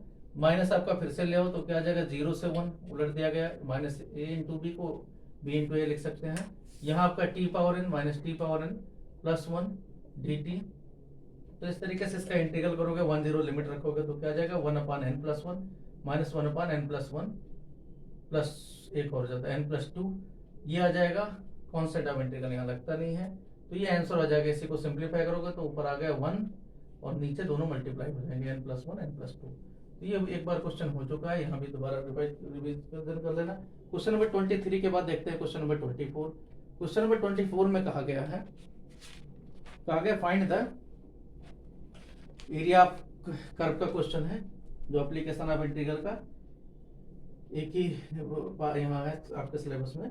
कहा गया find the area of the region bounded by the parabola y square equal to 9x, y square equal to 9x question number 24 में, और किसके बीच में y square equal to 9x and the line x equal to 2x equal to 4। Means क्या है कि कोई एक कर्व दे रखा है जो इस तरीके से है, ये भी पिछले वाले में था शायद, x इक्वल टू 2 दे रखा है, एक लाइन x इक्वल टू 2, दूसरा x इक्वल टू 4 है, ये दिया हुआ है, इनके बीच में है, and the x axis in the first quadrant, और साथ में कहा गया फर्स्ट क्वाड्रेंट का होना चाहिए। तो 2 से 4 तक लिमिट है लेनी, और ये y का वैल्यू आ जाएगा। तो क्या आ जाएगा एरिया, जो रिक्वायर्ड एरिया है वो क्या आ जाएगा, ये एरिया चाहिए हमें ऊपर का x एक्सिस वाला, तो आ जाएगा 2 to 4, और y का वैल्यू यहाँ निकाल देना √9x dx। तो ये आपको सिंप्लीफाई करके इधर 3 आ गया, यहाँ 2 to 4, और केवल √x का मीन्स x पावर 1/2 का dx करना है, तो यहाँ आ गया 3, और ये वैल्यू आपका आ जाएगा x पावर 3/2, यहाँ 2/3 आ गया, और x पावर 3/2 लिमिट क्या कर रखा है 2 to 4, यही इसी को सिंप्लीफाई कर लेना है। तो यहाँ आ जाएगा 3 3 कैंसिल हो गया, तो ये आ गया 2, और x इसको करोगे तो 4 पावर 3/2 का मतलब होगा 8, क्योंकि 4 क्यूब 2 क्यूब 8 आ गया, और यहाँ पर क्या आ जाएगा -2 रखोगे तो माइनस में 2 का पावर 3/2 2√2 होता है, तो इसी को सिंप्लीफाई कर देंगे तो 16 माइनस में, और ये आपका आ जाएगा 4√2। सिंप्लीफाई देख लेना क्या है, पहले वाले में भी था ये। क्वेश्चन नंबर 25 देखते हैं, solve the following differential equation. Question number 25 में कहा गया solve the differential equation dy by dx is equal to, इधर माइनस दे रखा है 4xy square minus 4xy square, और यहाँ given that y equal to 1 when x equal to 0, कहा गया y इक्वल टू 1 है व्हेन x इक्वल टू 0 है, 0 1 पॉइंट से पास हो रहा है। इसको y एक तरफ लाओगे तो dy अपान में y स्क्वायर, दूसरी तरफ आ जाएगा -4x dx, सेपरेट वेरिएबल वाला मेथड। तो यहाँ क्या आ जाएगा -1 अपान y, क्योंकि y पावर -2 है, तो -2 प्लस 1 माइनस नीचे आ जाएगा, और ये आपका इस तरीके से यहाँ आ जाएगा माइनस में 4x स्क्वायर बाई 2 प्लस में कांस्टेंट ऑफ इंटीग्रल। तो यहाँ माइनस चाहो तो कैंसिल कर दो, क्योंकि प्लस की जगह ऊपर माइनस ही ले लेना। तो आपका इसका मतलब क्या होगा, इसको सिंप्लीफाई करो तो 1 अपान वाई क्या जाएगा, 1 अपान वाई इक्वल टू क्या मिल जाएगा, इधर 2 से कैंसिल हो जाएगा, तो ये आ गया 2x स्क्वायर माइनस में कांस्टेंट ऑफ c, या आप कह सकते हो कि 2x square minus C into Y equal to 1। अच्छा सी का वैल्यू भी है, एक सेकेंड, सी का वैल्यू दे रखा है, अगर 1 यहाँ से सी का वैल्यू ले लें पहले, तो यहाँ देखो सी का वैल्यू क्या आ जाएगा, अगर वाई का वैल्यू 1 रख रहे हो मीन्स 1 इक्वल टू क्या आ जाएगा, माइनस सी आ जाएगा। तो सी की जगह -1 रख देना है, तो यहाँ आपका आ जाएगा, ये प्लस बन जाएगा, यहाँ +1 हो जाएगा। सी जहाँ सी है वहाँ पर -1 रख देना है, सी की जगह -1 रख देना है, तो यहाँ ये वैल्यू भी मिल जाएगा 2x² + 1, एक पर्टिकुलर सोल्यूशन मिल जाएगा। क्वेश्चन नंबर 25 था। क्वेश्चन नंबर 26 कहा गया find the area of the parallelogram whose one sides and diagonal are respectively by coinitial vectors. पिछले उसमें भी था, वहीं से ये क्वेश्चन लिया गया, क्योंकि सभी पेपर वही बना रहे हैं सीबीएसई को देख के ही। तो यहाँ केबी ने भी यही ट्राई किया है। तो यहाँ देखते हैं क्वेश्चन नंबर है 26, 25 तक हमारे यहाँ हो गया है। क्वेश्चन नंबर 26 देखते हैं। क्वेश्चन नंबर 26 में कहा गया है find the area of the parallelogram which one sides and a diagonal are represented by coinitial vectors. इस तरीके से रखे हैं, कोई पैरेललोग्राम दिया हुआ है जिसके डायगोनल दे रखे हैं, ये मान लो पैरेललोग्राम है, यहाँ से दोनों इनिशिएट हो रहे हैं, एक ए से बी जा रहा है और दूसरा मान लो यहाँ पर सी ले लेते हैं, ए से सी वेक्टर जा रहा है, ये दिया हुआ है। पैरेललोग्राम मर्जी पूरा करना है कर लो। तो ये इस तरीके से दे रखे हैं, हमें यही दो वेक्टर दे रखा है, इधर डी वेक्टर दे रखा है और यहाँ पर ए बी वेक्टर मान लो ए वेक्टर दे रखा है, तो ए वेक्टर और डी वेक्टर दे रखा है। तो अब दे रखा है यहाँ पर रेस्पेक्टिवली में कौन पहले है, कोनिशियल वेक्टर्स में पहले है साइड और उसके बाद में डायगोनल है। तो साइड दे रखा है i - j प्लस के, ये है i - j प्लस में के, और डायगोनल दे रखा है 4 5 4i j नहीं है प्लस में 5 के, ये दिया हुआ है, प्लस 5 के ये दिया हुआ है, तो यहाँ ये 5 के लिखा हुआ है। तो यहाँ पर क्या आ जाएगा, मेन चीज तो हमें ये चाहिए साइड, तो साइड क्या आ जाएगा यहाँ पर, आपको पता है ए बी वेक्टर प्लस में B C vector equal to होता है ए सी वेक्टर। तो यहाँ ए सी वेक्टर दे रखा है, तो हमें क्या चाहिए, हमें बी सी वेक्टर चाहिए, तो बी सी वेक्टर क्या आ जाएगा, ए सी वेक्टर में से माइनस कर दोगे, तो इसमें से माइनस करो, 4i में से i माइनस करोगे तो 3i कैप आएगा, यहाँ 0 है प्लस j कैप आ जाएगा, और इसी तरीके से यहाँ पर 5 में से 1 करोगे प्लस में 4 के कैप आ जाएगा। तो ये आपको वैल्यू मिल जाएगा बीसी वेक्टर का। अब आपको एरिया पैरेललोग्राम आपको पता है कि एरिया क्या आएगा, एरिया इक्वल टू आएगा मॉड में कितना, ए बी क्रॉस में बी सी, ये आना चाहिए। तो A B cross B C होगा क्या, ये इसका मतलब होगा इक्वल टू मॉड में, मॉड हम 2 बार नहीं लाइन लगा रहे, लास्ट में कर देंगे। तो यहाँ एक है 1 पहले तो आई कैप जे कैप के कैप, एक है 1 - 1 1 और यहाँ दूसरा है 3 1 4। इसको सिंप्लीफाई कर दोगे तो यहाँ आ गया आई कैप के साथ में आ गया -4 -1 मीन्स 5, सीधा लिख दो -5 आई कैप -4 -1। जे के साथ करोगे तो 4 -3 मीन्स -j कैप आ जाएगा, क्योंकि 4 -3 1 आया तो j माइनस आ गया। के इसी तरीके लिखोगे 1 + 3 4 आ जाएगा, प्लस 4 में के कैप ये आ गया। इसका मॉड कर लेना है, तो मॉड करोगे तो 25 + 1 प्लस में 16 का स्क्वायर रूट, तो रूट 42 आ जाता है इधर, और ये स्क्वायर लिखना है तो स्क्वायर यूनिट लिख सकते हो, ये यूनिट लिख सकते हो क्योंकि यहाँ पर ये एरिया है। ये था हमारा क्वेश्चन नंबर 26 था। क्वेश्चन नंबर 27 देखते हैं। क्वेश्चन नंबर 27 में कहा गया find the vector equation of the line passing through 1 2 3 and perpendicular to the plane. कहा गया एक कोई वेक्टर इक्वेशन ऑफ लाइन पूछा गया है, कोई लाइन का इक्वेशन चाहिए जो 1 2 3 से, ये लाइन चाहिए तो किस पॉइंट से 1 2 3 से तो पास हो रही है, और वेक्टर इक्वेशन चाहिए, ये भी कहा गया 1 2 3 से पास हो रही है, and perpendicular to the plane r dot, और परपेंडिकुलर किस प्लेन के है, मींस ये जिस प्लेन के परपेंडिकुलर है, मींस यहाँ कोई प्लेन है तो उसके जो परपेंडिकुलर है, मींस ये अगर प्लेन इस तरीके से है तो इसके परपेंडिकुलर है, मींस यही डायरेक्शन हो गया, तो किस इसका नॉर्मल का डायरेक्शन दे रखा है r डॉट, इसका प्लेन का इक्वेशन दे रखा है r dot i + 2j - 5k और +9 = 0। तो हमें तो क्या चाहिए, हमें सिर्फ इसका डायरेक्शन रेशो चाहिए।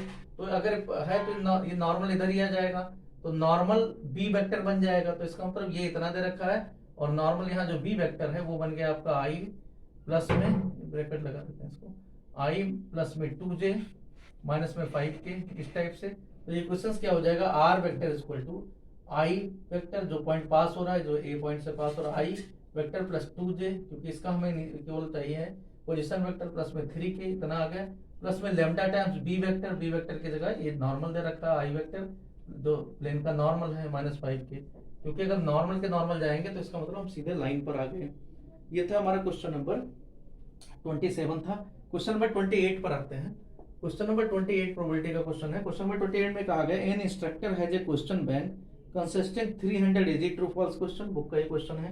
क्वेश्चन बैंक में किस तरीके से है, 300 इजी ट्रू फॉल्स क्वेश्चन है। इजी ट्रू फॉल्स क्वेश्चन कितने हैं, TF हम लिख देते हैं। ट्रू फॉल्स क्वेश्चन कितने हैं, ये है 300। इसी तरीके से आपका 200 डिफिकल्ट ट्रू फॉल्स क्वेश्चन है। डिफिकल्ट TFQ कितने हैं, ये है 200 डिफिकल्ट ट्रू फॉल्स क्वेश्चन है। इसी तरीके से 500 easy multiple choice question, easy multiple choice question है। EMCQ कितने हैं, ये है 500। इसी तरीके से डिफिकल्ट D मान लेते हैं, DMCQ कितना है, ये नाम ही हमने ले लिया। इसी तरीके से ये 400 दे रखा है। तो पता क्या करना है आपको, पता करना है मल्टीप्लिकेशन क्वेश्चन, ठीक है, मल्टीपल चॉइस क्वेश्चन। उसके बाद if A question is selected at random from the question bank what is the probability that it will be easy question. Probability हमें चाहिए इजी क्वेश्चन चाहिए, EQ चाहिए, divided by means given that it is a multiple choice question और ये MCQ होना चाहिए। तो सबसे पहले इसका मतलब क्या चाहिए, यहाँ प्रोबेबिलिटी आप या नंबर के दो, क्योंकि हमें यहाँ नंबर सब दे ही रखा है। तो नंबर आप क्या चाहिए, इजी क्वेश्चन, इंटरसेक्शन, MCQ, ये वाला कैटेगरी चाहिए, डिवाइडेड बाई यहाँ पर नंबर ऑफ MCQ ये कहा गया है। तो आप इजी क्वेश्चन में MCQ कितने हैं, तो इजी क्वेश्चन में MCQ कितने, इजी MCQ क्वेश्चन कितने हैं 500, और टोटल आपके MCQ कितने हैं 500 प्लस 400। तो यहाँ आ जाएगा 500 और नीचे आ जाएगा 500 प्लस में 400, तो ये आ जाएगा 5/9 आ जाएगा। तो ये क्वेश्चन इस तरीके से है। क्वेश्चन नंबर 29 देखते हैं। क्वेश्चन नंबर 28 और नहीं, हाँ और भी दे रखा है इसके साथ में। क्वेश्चन नंबर 28 में यहाँ भी और दे रखा है, CBSE ने भी और दिया था। तो यहाँ दे रखा है given that E and F, हाँ CBSE का ही क्वेश्चन है, are event such that probability of E equal to 0.8, probability of E equal to 0.8 दे रखा है। इसी तरीके से प्रोबेबिलिटी ऑफ F दे रखा है 0.7, यहाँ 0.7 दे रखा है। Probability of E intersection F, probability of E intersection F ये दे रखा है 0.6। तो फाइंड द प्रोबेबिलिटी ऑफ, पता क्या करना है, probability of E not where F not, ये पूछा गया है। तो यहाँ क्या जाएगा, वही फॉर्मूला, प्रोबेबिलिटी ऑफ, इसका मतलब क्या हो गया कि प्रोबेबिलिटी ऑफ आपको क्या चाहिए, E not intersection F not, ये ऊपर होना चाहिए, divided by probability of F not चाहिए। तो ये क्वेश्चन हम कर चुके हैं। इसका मतलब 1 माइनस प्रोबेबिलिटी ऑफ, क्योंकि इसका मतलब होता है इसको probability of E union F का नॉट, पूरे का not, probability of F not. तो यहाँ क्या आ जाएगा, इसका मतलब ये माइनस करेंगे तो ये इतना माइनस कर देना है, और डिवाइडेड बाई यहाँ प्रोबेबिलिटी ऑफ F नॉट आपको पता है, ये F दे रखा है 0, तो 1 माइनस 0.7। इसको सिंप्लीफाई करते हैं तो 1 माइनस E यूनियन F कितना आता है 0.8, 0.7, 1.5 आ गया। में इतना माइनस करोगे तो 0.9 आ जाता है। तो 1 माइनस 0.9 डिवाइडेड बाई 1 माइनस 0.7 आ जाता है 0.3। तो ये कुल कट के आपका 0.1 डिवाइडेड बाई 0.3, तो 1/3 आ जाता है। ये पहले था क्वेश्चन। तो क्वेश्चन नंबर ये था 28। तो 29 देखते हैं। सो दैट द 29 में आपका सेक्शन 4 शुरू हो जाता है, 3 मार्क्स के क्वेश्चन। तो 3 मार्क्स वाले क्वेश्चन देखते हैं कैसे हैं। क्वेश्चन नंबर 29 में कहा गया है,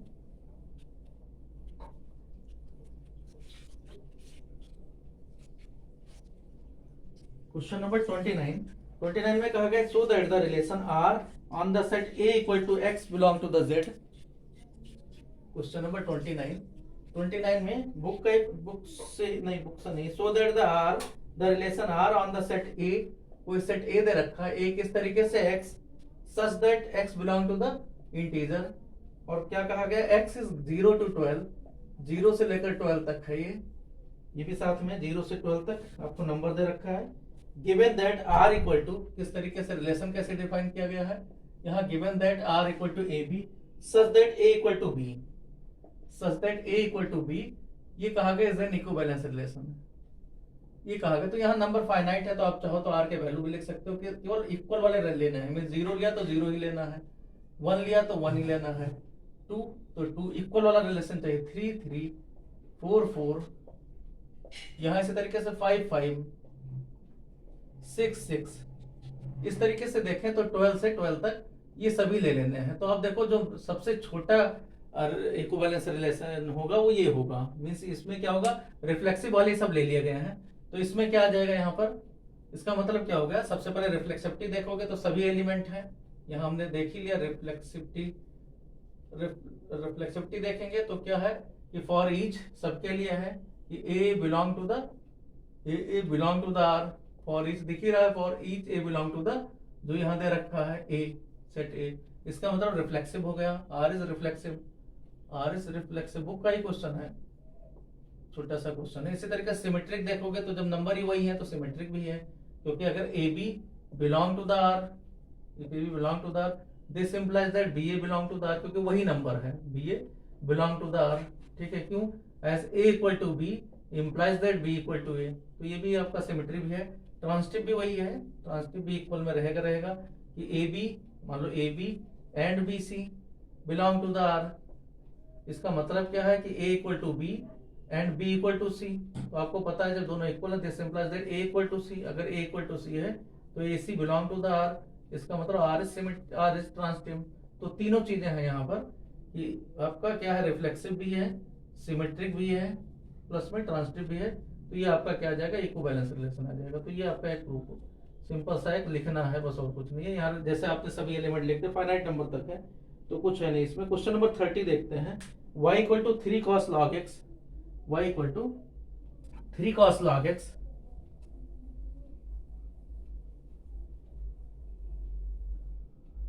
यहां का आ गया है y equal to, question number 30 में कहा गया y equal to 3 cos log x, 3 cos में log x प्लस में 4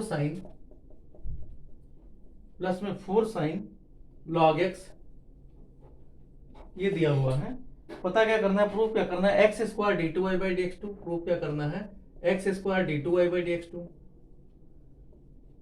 प्लस में X D Y by D X plus में X D Y by D X plus में वाई इक्वल टू 0। तो ये आपका सेकंड ऑर्डर डेरिवेटिव है। तो ये थोड़ा सा कंफ्यूजन था, बहुत से लोग कहते थे सीबीएसई ने हटा दिया, लेकिन यहाँ क्वेश्चन दे रखा है, ये भी दिया है, तो इसका मतलब है ही सिलेबस में। यहाँ देखो डिवाई बाई डी एक्स देखोगे तो D Y by D X equal to क्या आ जाएगा, -3 साइन लॉग एक्स का डिफरेंशिएशन x 1/x।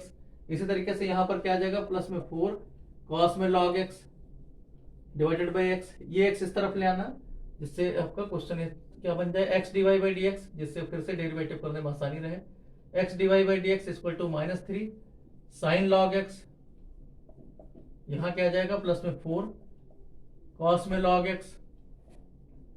तो यहाँ देखो फिर से करोगे x into D Y by D X का प्रोडक्ट रूल से, x divide by D X का D two Y by D X two plus में divide by D X, X का 1 रहेगा इंटू 1 इक्वल टू, इसका फिर से करोगे तो -3, यहाँ cos में log x का दोबारा करोगे 1/x, यहाँ क्या आ जाएगा -4, ये माइनस आ जाएगा फिर से क्योंकि साइन का कहा गया, साइन log x और डिवाइडेड बाई x फिर से इधर ले आओगे तो यहाँ हो जाएगा X square D two Y by D X two, और यहाँ हो गया प्लस में X D Y by D X, और यहाँ अगर माइनस कॉमन ले लोगे तो यही आ जाएगा जो यहाँ क्वेश्चन में दे रखा है। फर्स्ट मान लो ये y जो दे रखा है वही आ जाएगा -y, तो यही प्रूव करना है, -y दे रखा है तो इसी को क्या रखा है कि प्लस y इक्वल टू 0, यही प्रूव करना है, तो ये आपका प्रूफ हो जाएगा, hence proof.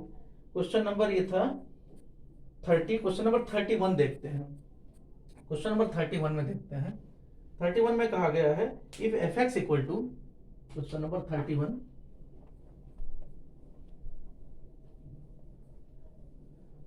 Question number 31 limit के हैं, लिमिट के थोड़े ज्यादा क्वेश्चन दे दिया है, तो मुझे नहीं लगता इतने क्वेश्चन आते हैं यहाँ पर, लेकिन है अगर दे रखा है, सीबीएसई ने दिया है तो इन्होंने भी दिया होगा। क्वेश्चन नंबर 31 में दे रखा है fx equal to, if fx equal to, यहाँ पर है मॉड x -4, ऊपर है x -4 divided by mod x -4, जाहिर सी बात है प्लस में a दे रखा है, if x is less than 4, if x is less than 4 के लिए यहाँ दे रखा है a plus b, if x is equal to 4, यहाँ इसी तरीके से दे रखा है x -4 अपान में मॉड x -4, ये तब है if x is greater then 4 के लिए। तो बाकी सब तो ठीक है, इसमें बस केवल लेस देन 4 के लिए वैल्यू माइनस आ जाएगा, सिंप्लीफाई कर दो क्योंकि x माइनस फोर अगर लेस देन जीरो है तो वही नंबर दे रखा है सिग्नम फंक्शन टाइप का, तो यहाँ आ गया -1, यहाँ आ गया a प्लस बी, और ये वैल्यू 1 आ गया। ये है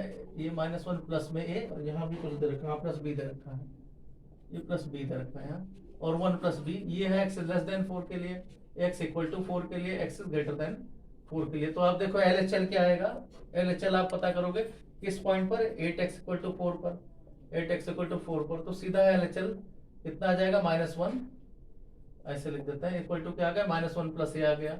इसी तरीके से RHL देखोगे तो RHL इसी पॉइंट पर 8x इक्वल टू 4 पर, तो 4 से ज्यादा वाला क्या है 1 प्लस b है, ये वैल्यू आ गया।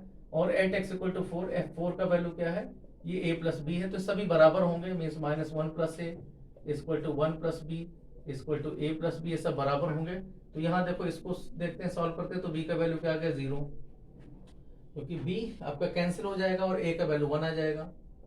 तो रख के देख लेते हैं, अब यहाँ -1 प्लस 1 ये 0 आया, -1 प्लस 1 ये 0 आया, और 1 प्लस b नहीं, ये बात नहीं बन रही है, यहाँ सॉल्व करना पड़ेगा। तो सॉल्व करके देखते हैं, एक आया -1 प्लस a, दूसरा आ गया 1 प्लस b, और एक है a प्लस b, ये दे रखा है। तो यहाँ देखो कंटिन्यूअस 8x इक्वल टू 4 दे रखा है, फाइंड b। इसको सॉल्व कर लेते हैं, तो -1 प्लस a, इसको अगर सॉल्व करोगे तो क्या आ गया a प्लस b, सबसे पहले a plus b equal to 1 plus b, तो b कैंसिल, a का वैल्यू तो 1 आ गया, a का वैल्यू तो 1 आ गया, इसमें कोई प्रॉब्लम नहीं है। अब a का वैल्यू 1 आ गया, तो यहाँ और वैल्यू रखते हैं हम, a का वैल्यू 1 रख के यहाँ इन दोनों से, अब इन दोनों को सॉल्व कर लेते हैं, तो ये 0 इक्वल टू 1 प्लस b, तो b का वैल्यू क्या आ जाएगा -1, तो a का वैल्यू 1 और b का वैल्यू -1, तो रख के देखते हैं, ये 0 आ गया, यहाँ 0 आ गया, और यहाँ 1 -1 0 आ गया, तो a का वैल्यू 1, b का वैल्यू -1। ये आपका क्वेश्चन नंबर था 31। क्वेश्चन इसी का आर पार्ट भी है।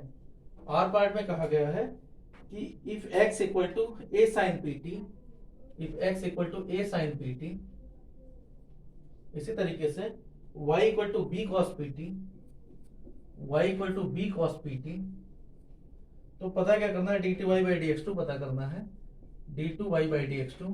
तो ये क्वेश्चन जाते हैं ज्यादातर, इंपॉर्टेंट क्वेश्चन हमारे हिसाब से भी है, क्योंकि ऐसे क्वेश्चन पूछे जाते हैं, और सीबीएसई ने भी अपने उसमें डबल डेरिवेटिव में पूछा है, डबल डेरिवेटिव का क्वेश्चन। तो यहाँ डबल डेरिवेटिव के थोड़े ज्यादा हो गए, एक ये भी डबल डेरिवेटिव का क्वेश्चन दे दिया है, और यहाँ एक भी दूसरा भी दे दिया है, तो थोड़ा डबल डेरिवेटिव को ज्यादा किया है, जबकि इसकी एक्सरसाइज एक ही है, तो इतने क्वेश्चन बनते नहीं, लेकिन और में दे रखा है। तो यहाँ देखो उधर x इक्वल टू दे रखा है, तो यहाँ देखते हैं, यहाँ क्या है आपका क्वेश्चन में, देखो तो यहाँ क्या आ गया, x equal to Y equal to दे रखा है। सबसे पहले काम है dy बाई dx पता करोगे, तो dy बाई dx, आर ये क्वेश्चन नंबर 31 का है, dy बाई dx कितना आ जाएगा, इसका डेरिवेटिव कितना आ जाएगा, dy बाई dx में माइनस b साइन pt, क्योंकि कॉस में दे रखा है, इंटू pt का फिर से करोगे p आ जाएगा। इसी तरीके से यहाँ आपका क्या आ जाएगा, a और cos pt x का इंटू p, तो ये टर्म्स आ जाएगा, p कैंसिल हो जाएगा, तो ये माइनस बी अपान ए, और साइन पीटी टेन पीटी, ये आ जाएगा आपका dy बाई डी एक्स। अब डबल डेरिवेटिव करोगे d2y बाई dx2, तो ये क्या आ जाएगा, पहले इसका डेरिवेटिव करोगे तो आ जाएगा minus B upon A, into इसका करोगे तो क्या आ जाएगा sec square PT into P, उसके बाद फिर से दोबारा करना पड़ेगा इसका t का, into D T by D x भी करना पड़ेगा, क्योंकि हमें x के रेस्पेक्ट में चाहिए। तो dx बाई डी टी यहाँ है हमारे पास, इससे अगर हम पता करेंगे तो dx बाई डी टी हम वहां डायरेक्ट रख दिया था हमने, ये नीचे वाला वैल्यू है, ये वैल्यू है, तो ये वाला ये हिस्सा ही dx बाई डी टी है, इसको भी dx बाई डी टी, तो इसी को उलट देना है, तो इसका यहाँ तरीका से 1 by dx by D T है, मतलब dt बाई dx ही है। तो क्या आ गया, माइनस बी अपान ए, यहाँ आ गया sec square P T into P, और ये उलट गया, means 1 upon P into A into cos P T, ये बन गया आपका double derivative. 8t equal to 0 पर कहा गया है, 8t इक्वल टू 0 पर, तो t इक्वल टू 0 पर देखोगे d2y बाई dx2 क्या आ जाएगा, 8t इक्वल टू 0 पर, यहाँ जहाँ t है 0 रख दोगे तो माइनस बी अपान ए, एक तो ये आ गया, और p से p कैंसिल हो जाएगा, एक a और आ जाएगा इंटू 1 अपान ए, और सेक स्क्वायर पी टी, सेक 0 का वैल्यू 1 होता है, और कॉस 0 का वैल्यू भी 1 होता है, तो सेक 0 1 कॉस 0 1, बाकी सब ऐसे रहेंगे, तो माइनस बी अपान ए स्क्वायर आ जाएगा। तो ये आपका क्वेश्चन नंबर 31 का आर वार पार्ट था। क्वेश्चन नंबर 32 देखते हैं। 32 में कहा गया है, क्वेश्चन नंबर 32 में है कि find the intervals in which the function f is given by sin x plus cos x। दे रखा है fx equal to sin x plus में cos x, बुक का ही क्वेश्चन है। sin x plus cos x example है, x belong to 0 to pi by 2, 0 से लेकर पाई बाई 2 पाई तक के बीच में, 0 से 2 पाई है। इस इंक्रीजिंग और डिक्रीजिंग ये पता करना है, डिक्रीजिंग इंटरवल तरीके से पता करना है। वही सिंपल सा F dash X equal to क्या आ जाएगा, cos x minus sine X, ये आ गया एफ डैश एक्स। इसी को वेरीफाई करना होता है, देखना होता है इसका प्लस माइनस। तो यहाँ देखो उधर क्या आ जाएगा, इधर F dash X for increasing और डिक्रीजिंग के लिए 0 रख देते हैं, फॉर इंक्रीजिंग और डिक्रीजिंग, इंक्रीजिंग और डिक्रीजिंग फंक्शन के लिए 0 रख देंगे। फंक्शन के लिए F dash X equal to 0 रखा जाएगा। मीन्स इसको कहते हैं क्रिटिकल पॉइंट के लिए। मीन्स आपको पता क्या करना होता है, इंक्रीजिंग डिक्रीजिंग पॉइंट के लिए हम करते हैं, उसी को क्रिटिकल पॉइंट भी करते हैं, कहते हैं। आगे ऑसिलेटरी पॉइंट भी कहा जाता है, इसको आप कह सकते हो for critical point, for critical point भी कहते हैं, या क्रिटिकल पॉइंट या स्टेशनरी पॉइंट भी कह देते हैं। F dash X equal to 0 रखोगे तो 0 रखा आपने, cos x equal to sine X, तो यह आपको sine X upon cos x equal to 1 आ जाएगा, mean tan x equal to 1। अब tan x इक्वल टू 1 कहाँ पर हो सकता है, x इक्वल टू तो पाई बाई 4 हो सकता है। एक तो फर्स्ट क्वाड्रेंट में होते हैं दोनों पॉजिटिव, और फिर कहाँ होते हैं, थर्ड क्वाड्रेंट में होते हैं, क्योंकि पाई बाई 2 पाई तक जाना है। तो यहाँ हो जाएगा पाई प्लस पाई बाई 4, एक होता है 5 पाई बाई 4 पर 5 बाई। ठीक है, अब यहाँ आपको इसको देखना है, एफ डैश एक्स को, इसका साइन देखना है। तो 2 पॉइंट हम नंबर लाइन पर ले आते हैं, यहाँ दिखा देते हैं, क्योंकि थोड़ा सा क्वेश्चन ये उल्टा पुल्टा सॉल्व कर रखा है बुक में। यहाँ थोड़ा देखो उधर, क्योंकि ये कैसे चलते हैं, थोड़े पीरियोडिक फंक्शन है ये, तो नंबर लाइन पर सीधे नहीं चलते हैं। जैसे हम अलजेब्रिक वाले एक्स बना लेते हैं, वो वाले सिस्टम से नहीं, यहाँ पीरियोडिक चलते हैं। तो आप देखो पाई बाई 4 किस तरीके से यहाँ से बना, तो हम रहे पाई बाई 4, और यहाँ 5 पाई बाई 4 कहाँ तक जाना है, यहाँ 2 पाई तक जाना है, और ये आपका 0 से चलना है, ये वाला है।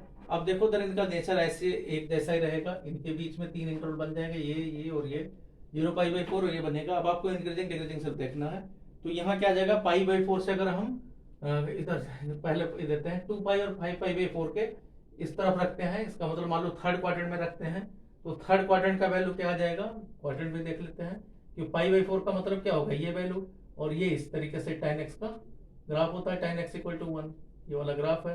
तो अब कहाँ आ जाएगा, मीन्स क्या है, ये ऊपर अगर इस तरफ देखते हैं, ये वाला हिस्सा मीन्स 2 पाई जहां पर है, और ये फोर्थ क्वाड्रेंट में, तो फोर्थ क्वाड्रेंट में cos x पॉजिटिव होता है, और आपका साइन एक्स क्या होगा, नेगेटिव होगा। तो इस हिस्से में क्या आ जाएगा, एक जैसा ही नेचर रहेगा, लेकिन हमें क्या देखना है, वैल्यू भी देखना है, वैल्यू भी देखने हैं, ये भी ध्यान रखना है। तो यहाँ तो बात नहीं बनेगी, क्योंकि cos x और माइनस साइन एक्स का है। चलो यहाँ देख लेते हैं फर्स्ट क्वाड्रेंट में देखें cos x minus sine x का, तो cos x माइनस, क्योंकि अल्टरनेट चलते हैं, cos x minus sine x का वैल्यू देखें तो cos x क्या आ जाएगा, यहाँ पर फर्स्ट क्वाड्रेंट में प्लस में होता है, लेकिन पाई बाई 4 से पहले ग्राफ किस तरीके से है, cos x कहाँ ऊपर से चलता है, नीचे से चलता है, तो ये और पॉजिटिव आ जाता है, मीन्स cos x बड़ा होता है, तो ये हिस्सा क्या आ जाएगा, पॉजिटिव आ जाएगा, ये फिर क्या होगा, नेगेटिव होगा, ये फिर पॉजिटिव होगा। तो इस तरीके से आपका यहाँ से वैल्यू देख सकते थे, क्योंकि पाई बाई हम 5 पाई बाई 4 के बाद में देख रहे हैं, तो थर्ड क्वाड्रेंट के भी बहुत सारे वैल्यू हैं, ये वाले भी देख रहे हैं। तो थर्ड क्वाड्रेंट में cos x क्या होता है, नेगेटिव होता है, cos x नेगेटिव होता है, लेकिन यहाँ माइनस साइन एक्स है, तब भी प्रॉब्लम आती।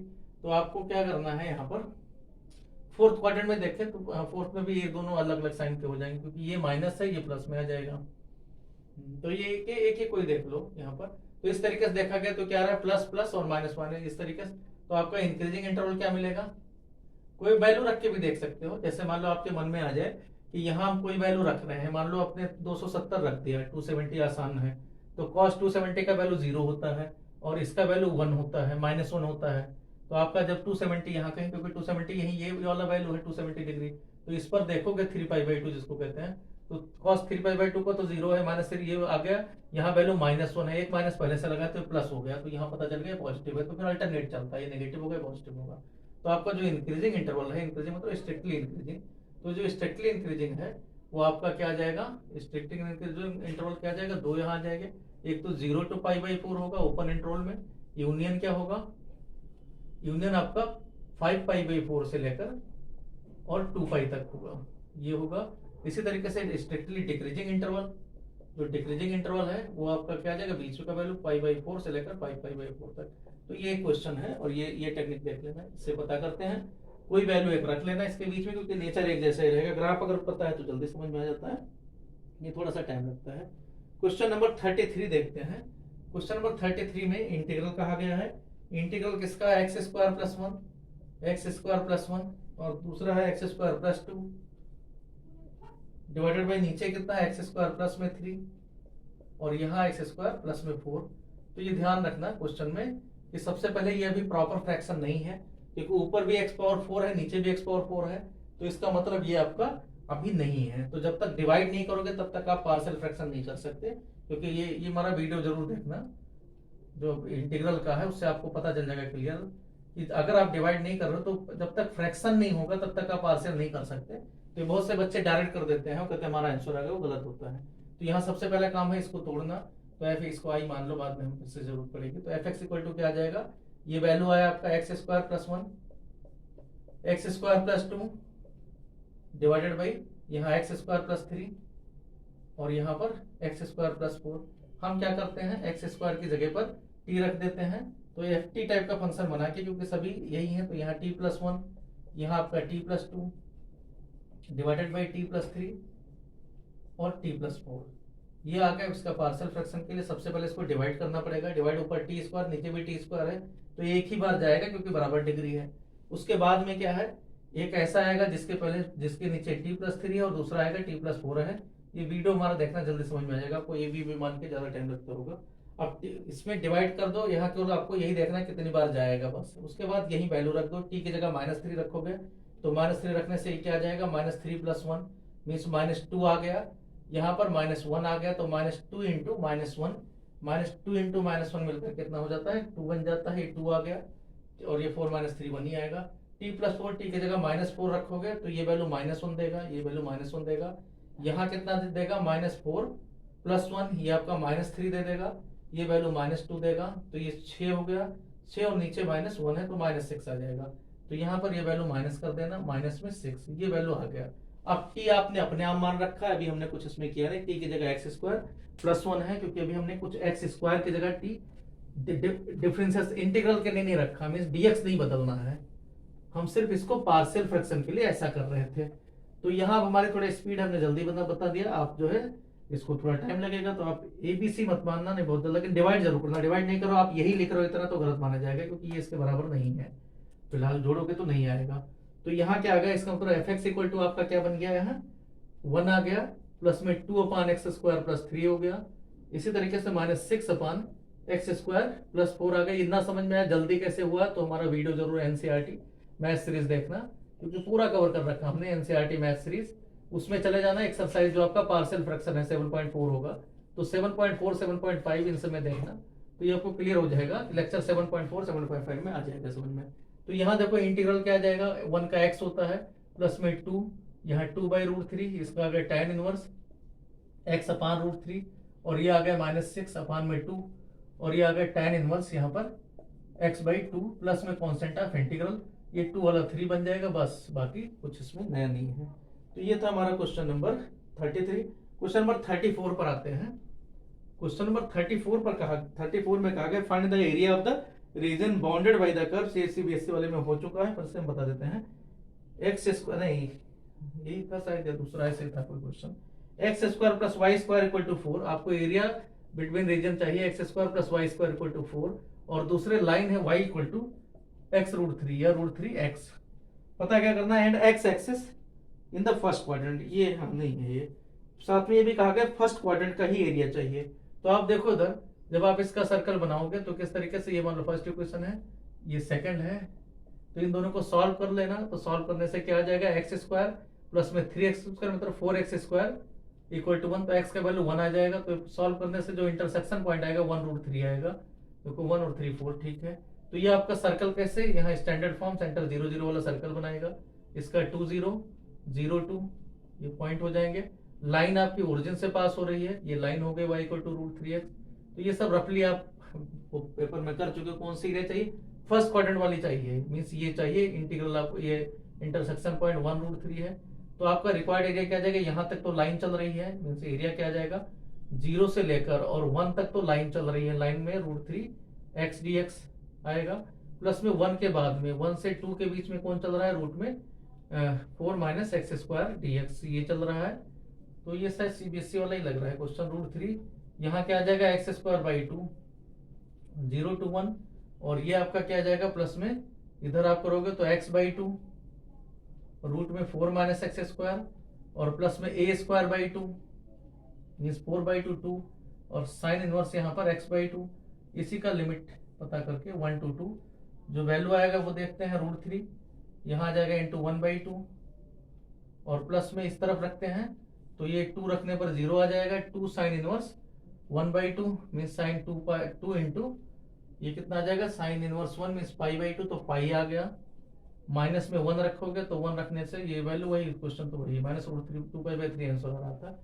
ये आ गया √3/2, और ये माइनस में कितना आ जाएगा 2 साइन इनवर्स π1/2 मीन्स π/6, π/6 आपका 2 से मल्टीप्लाई होगा π/3 बन जाएगा। तो ये आपका इस तरीके से है, ये फिर वही आंसर आ रहा है पाई, ये √3 इधर कैंसिल हो जाएगा, पाई - π/3 तो 2π/3 आया स्क्वायर यूनिट, ये आपका आ गया। इसके साथ में और वाला क्वेश्चन भी तो डायरेक्ट वही दे रखा है, एक इलिप्स दे रखा है, इलिप्स का एरिया पूछा गया है। तो और वाला भी देखते हैं किस तरीके से है।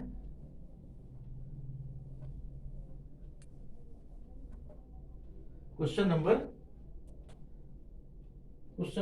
34 का आर वाला पार्ट। आर वाले पार्ट में वही है, x² + 4y² x² + 9y² = 36। तो ये सीबीएसई वाले में हमारे हो गया है, ये जरूरत नहीं, सीबीएसई सिंबल पर से आप देख सकते हो, कुछ नहीं इसमें। ये इस तरीके से इलिप्स बना, इसको सिंप्लीफाई कर लेना है।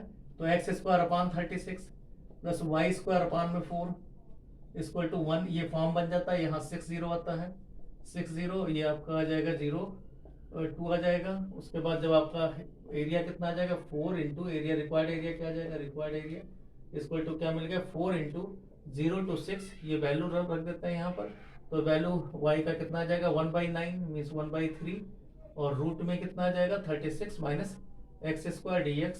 तो ये 4/3 करके सॉल्व करके, और ये आपका 0 to 6 रूट में 36 - x² dx, और वे सॉल्व करके क्या आता है π/ab आंसर होता है। तो 12 पाई आंसर आ जाता है, 12 पाई स्क्वायर यूनिट। तो ये सब हो चुका है। क्वेश्चन नंबर 35 देखते हैं, जो नए हैं वही देखते हैं।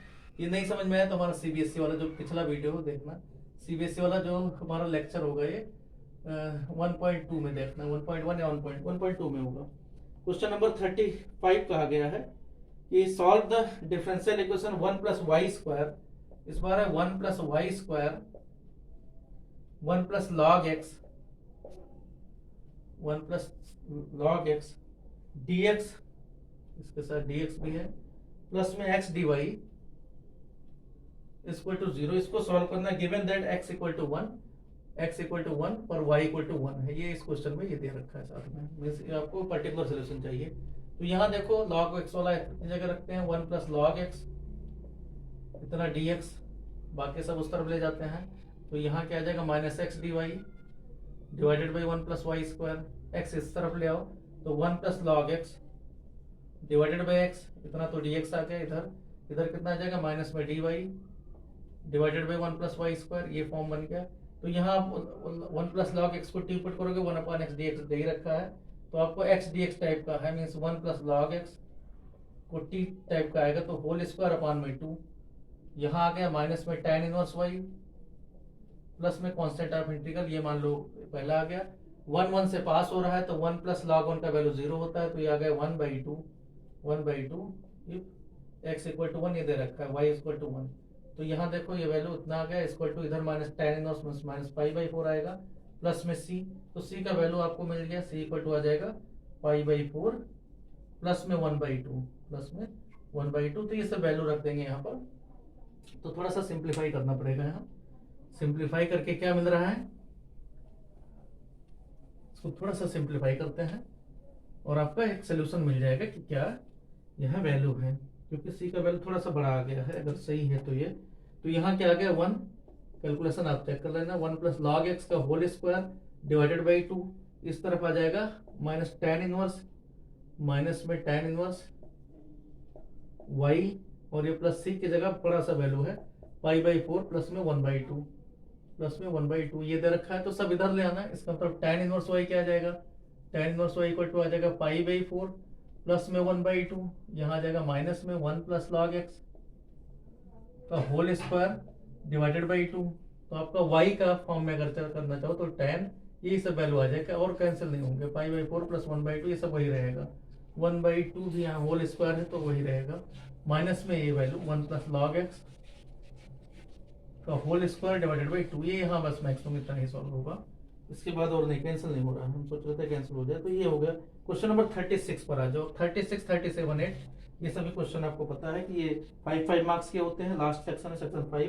कहा गया solve the differential equation x minus Y. Simple से कहा गया x minus Y plus Z equal to 4।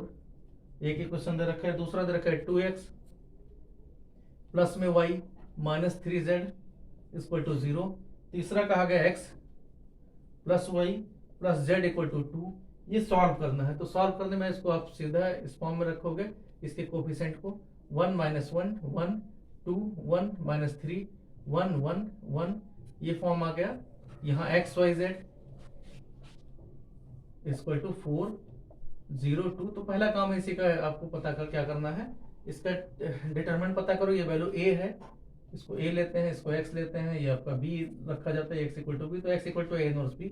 तो यहाँ देखो इसका डिटरमिनेंट पहले देखते हैं। तो डिटरमिनेंट क्या आएगा, डिटरमिनेंट इसका 1, यहाँ 1 आ गया, 1 इंटू 1, यहाँ 3 आ गया प्लस में 3।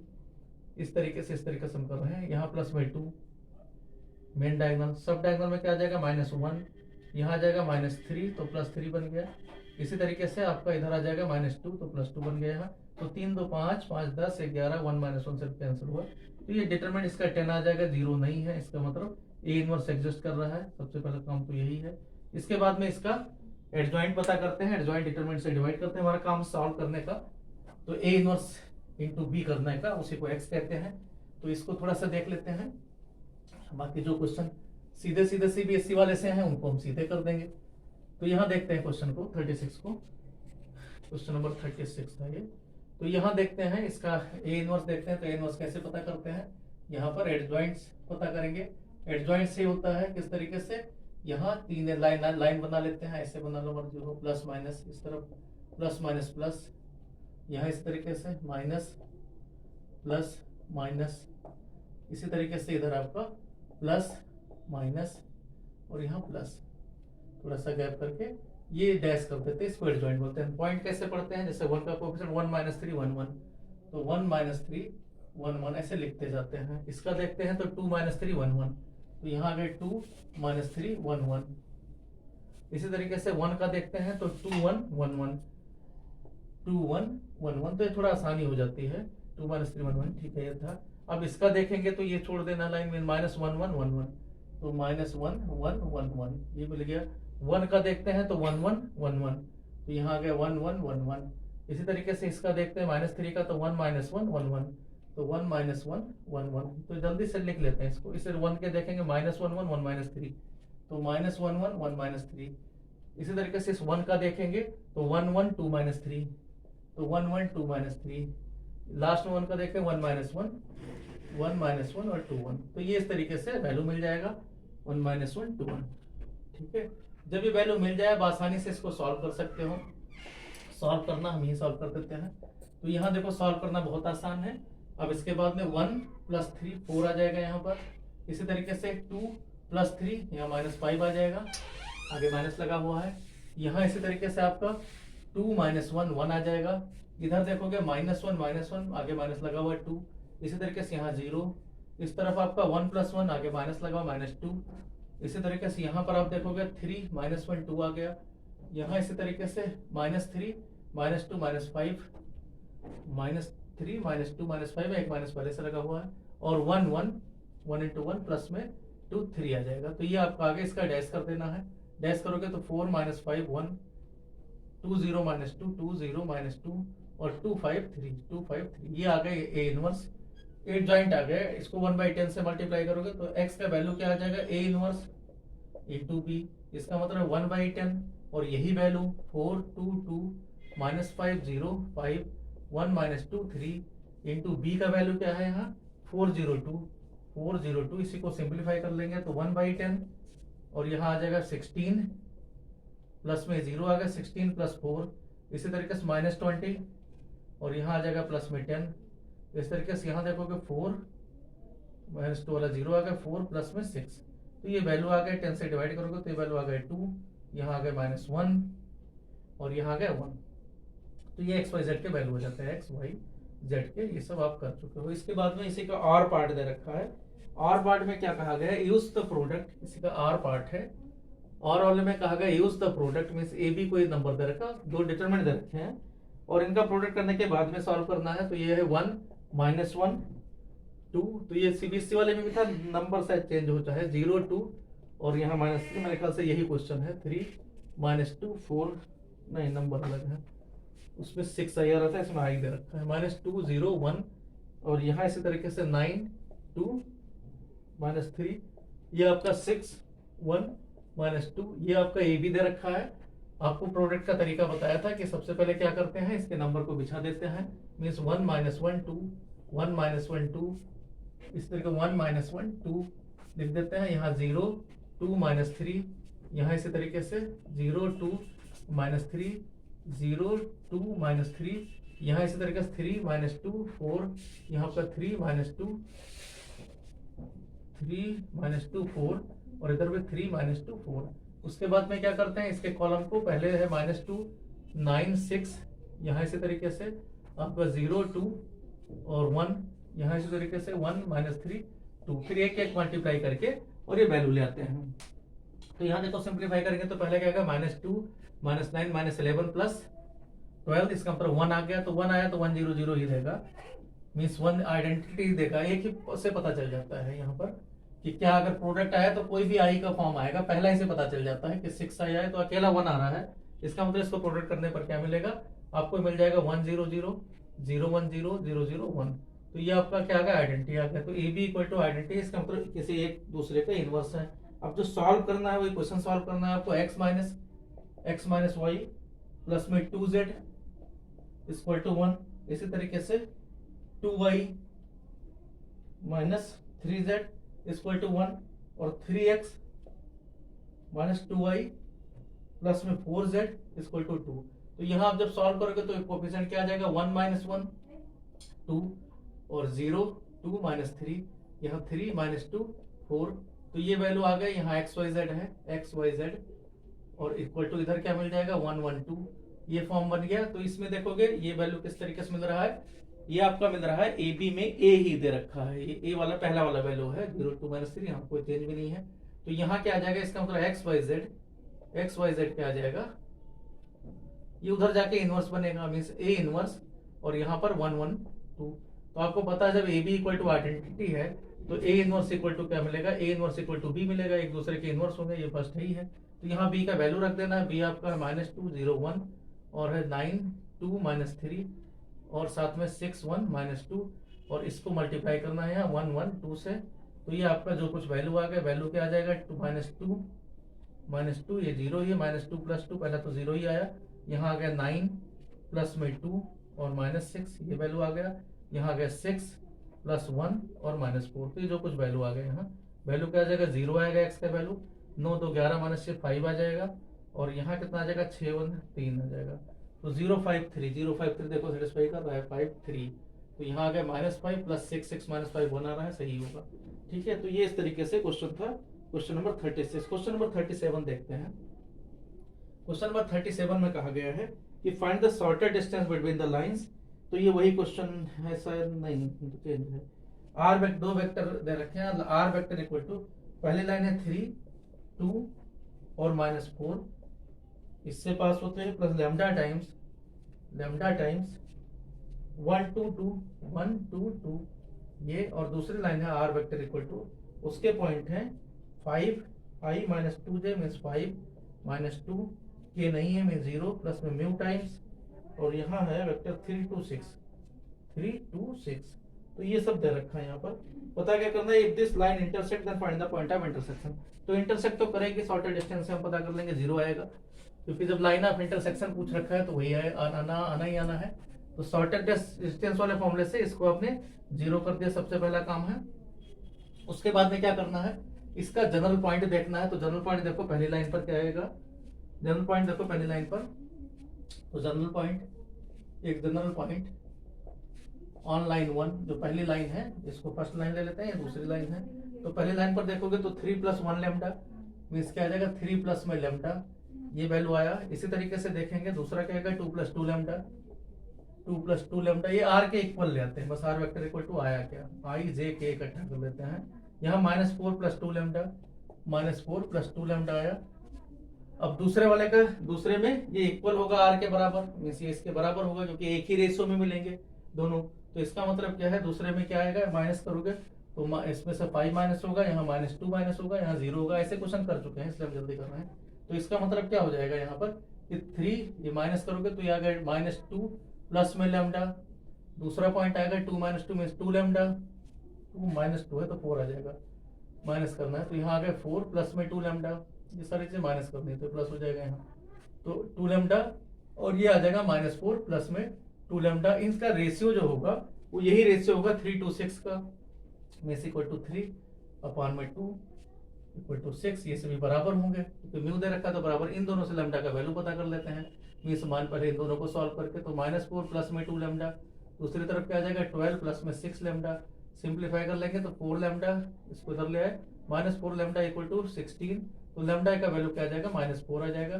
तो लैम्डा का वैल्यू -4 यहाँ रख के भी देखें तो -8 to 6 वही वैल्यू आ रहा है, तो लैम्डा वैल्यू -4 यहाँ रख देंगे तो पॉइंट, जनरल पॉइंट क्या लगेगा, 3 - 4 मीन्स -1, 2 -8 -6 हो जाएगा, और -4 और यहाँ -8 -12, यही शायद पिछला वाला भी सीबीएसई में क्वेश्चन भी दे रखा था, साथ में और भी दे रखा है। और वाले क्वेश्चन की वजह से ही बहुत लंबा हो जाता है। और में दे रखा है कि find the coordinate of foot of perpendicular, तो फुट ऑफ परपेंडिकुलर का क्वेश्चन वहां भी दिया गया था, पिछले वाले में भी, तो इसको भी देख लेते हैं, फिर एक क्वेश्चन रहेगा उसको हम देखते हैं, वो ज्यादातर वही सीबीएसई का रिवीजन वाला होगा एलपीपी का, तो हम छोड़ देंगे उसको।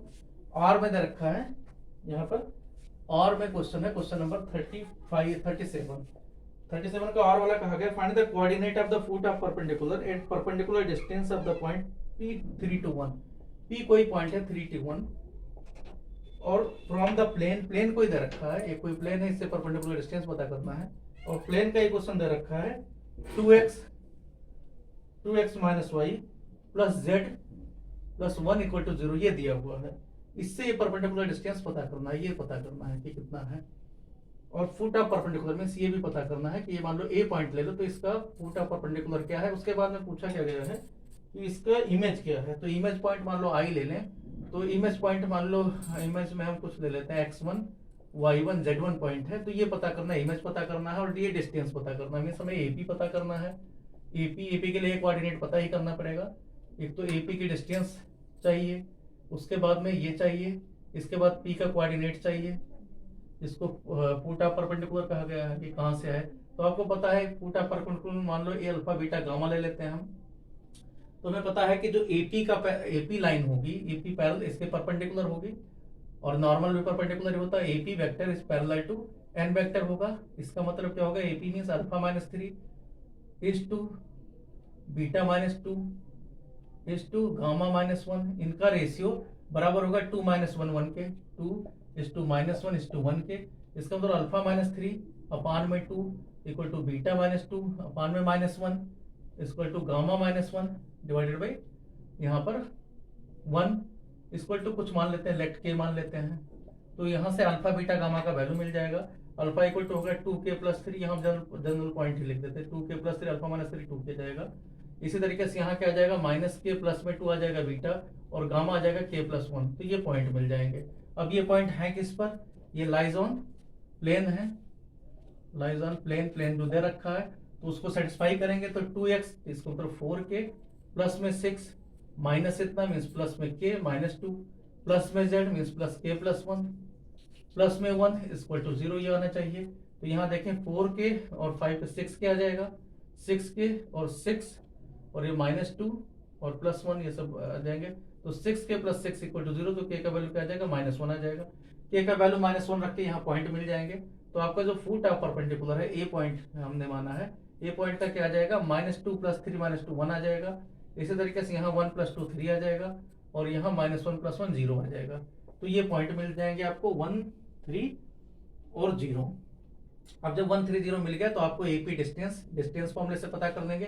क्या आ जाएगा यहाँ पर, फुट परपेंडिकुलर 3 - 1 का होल स्क्वायर मीन्स 2 का स्क्वायर 4, 3 - 2 ये 1 आ गया और 1 - 1 1, तो ये √6 आ जाएगा। √6 आपका यूनिट आ गया। एपी इक्वल टू, फिर फुट ऑफ परपेंडिकुलर भी कहा गया है, इसका मतलब फुट ऑफ x1 + 3 ये मिड पॉइंट आ जाएगा, तो x1 + 3 डिवाइडेड बाई 2।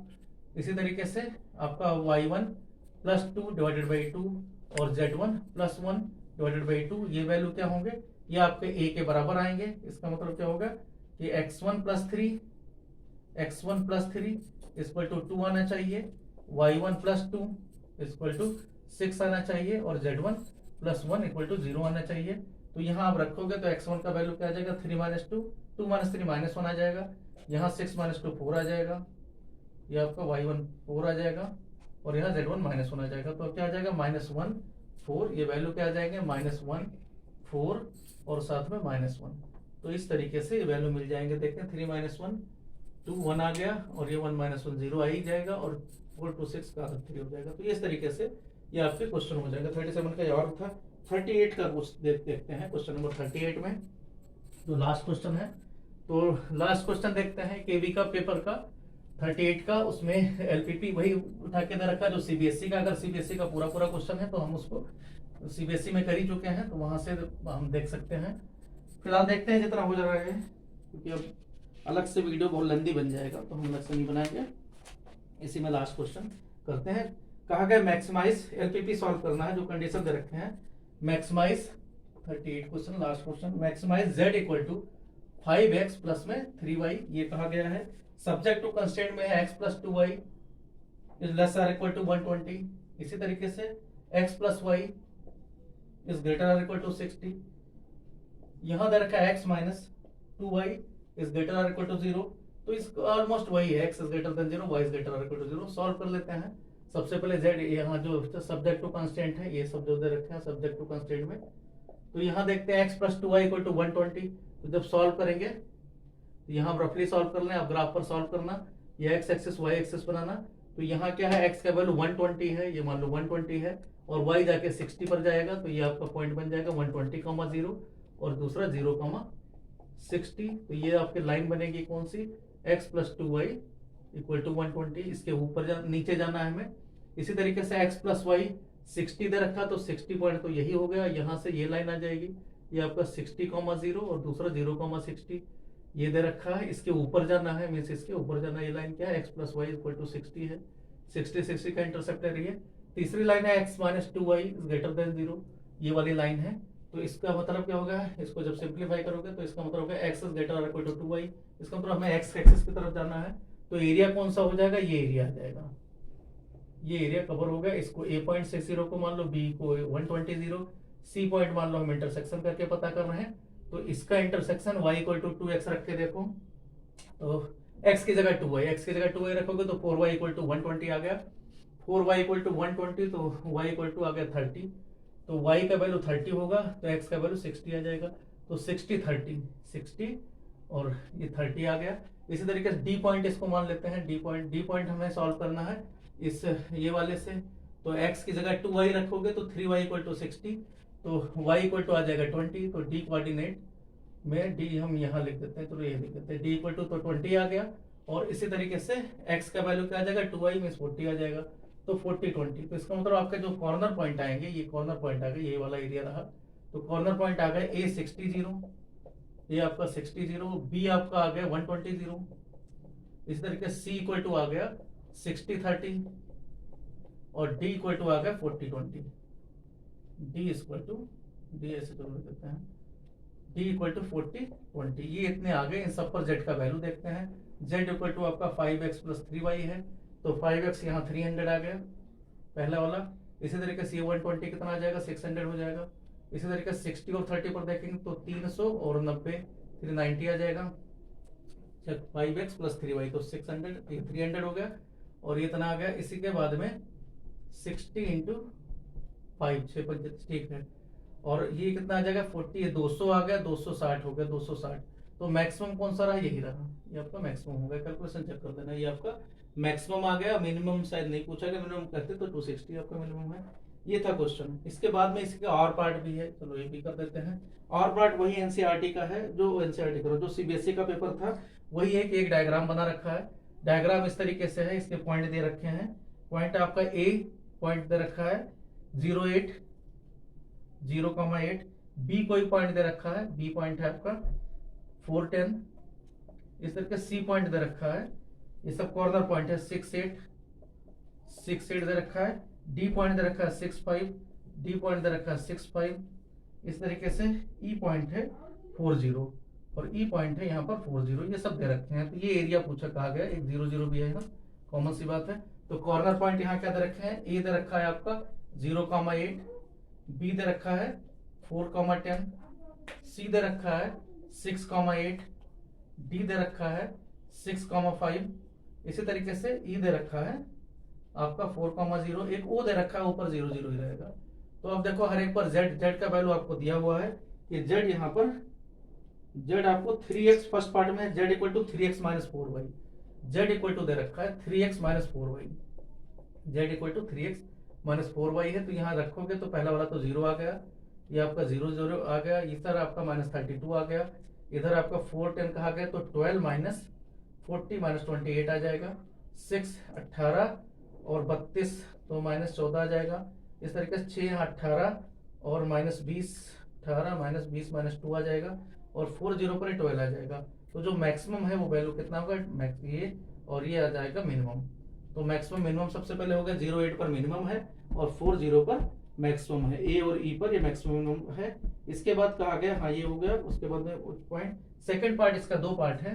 सेकंड में कहा गया है if Z equal to P X plus Q Y, Z P X equal to Q Y, और कहा गया ये मैक्सिमम है दोनों पॉइंट पर, एट बी एंड सी पर, बी एंड सी दोनों पर मैक्सिमम है।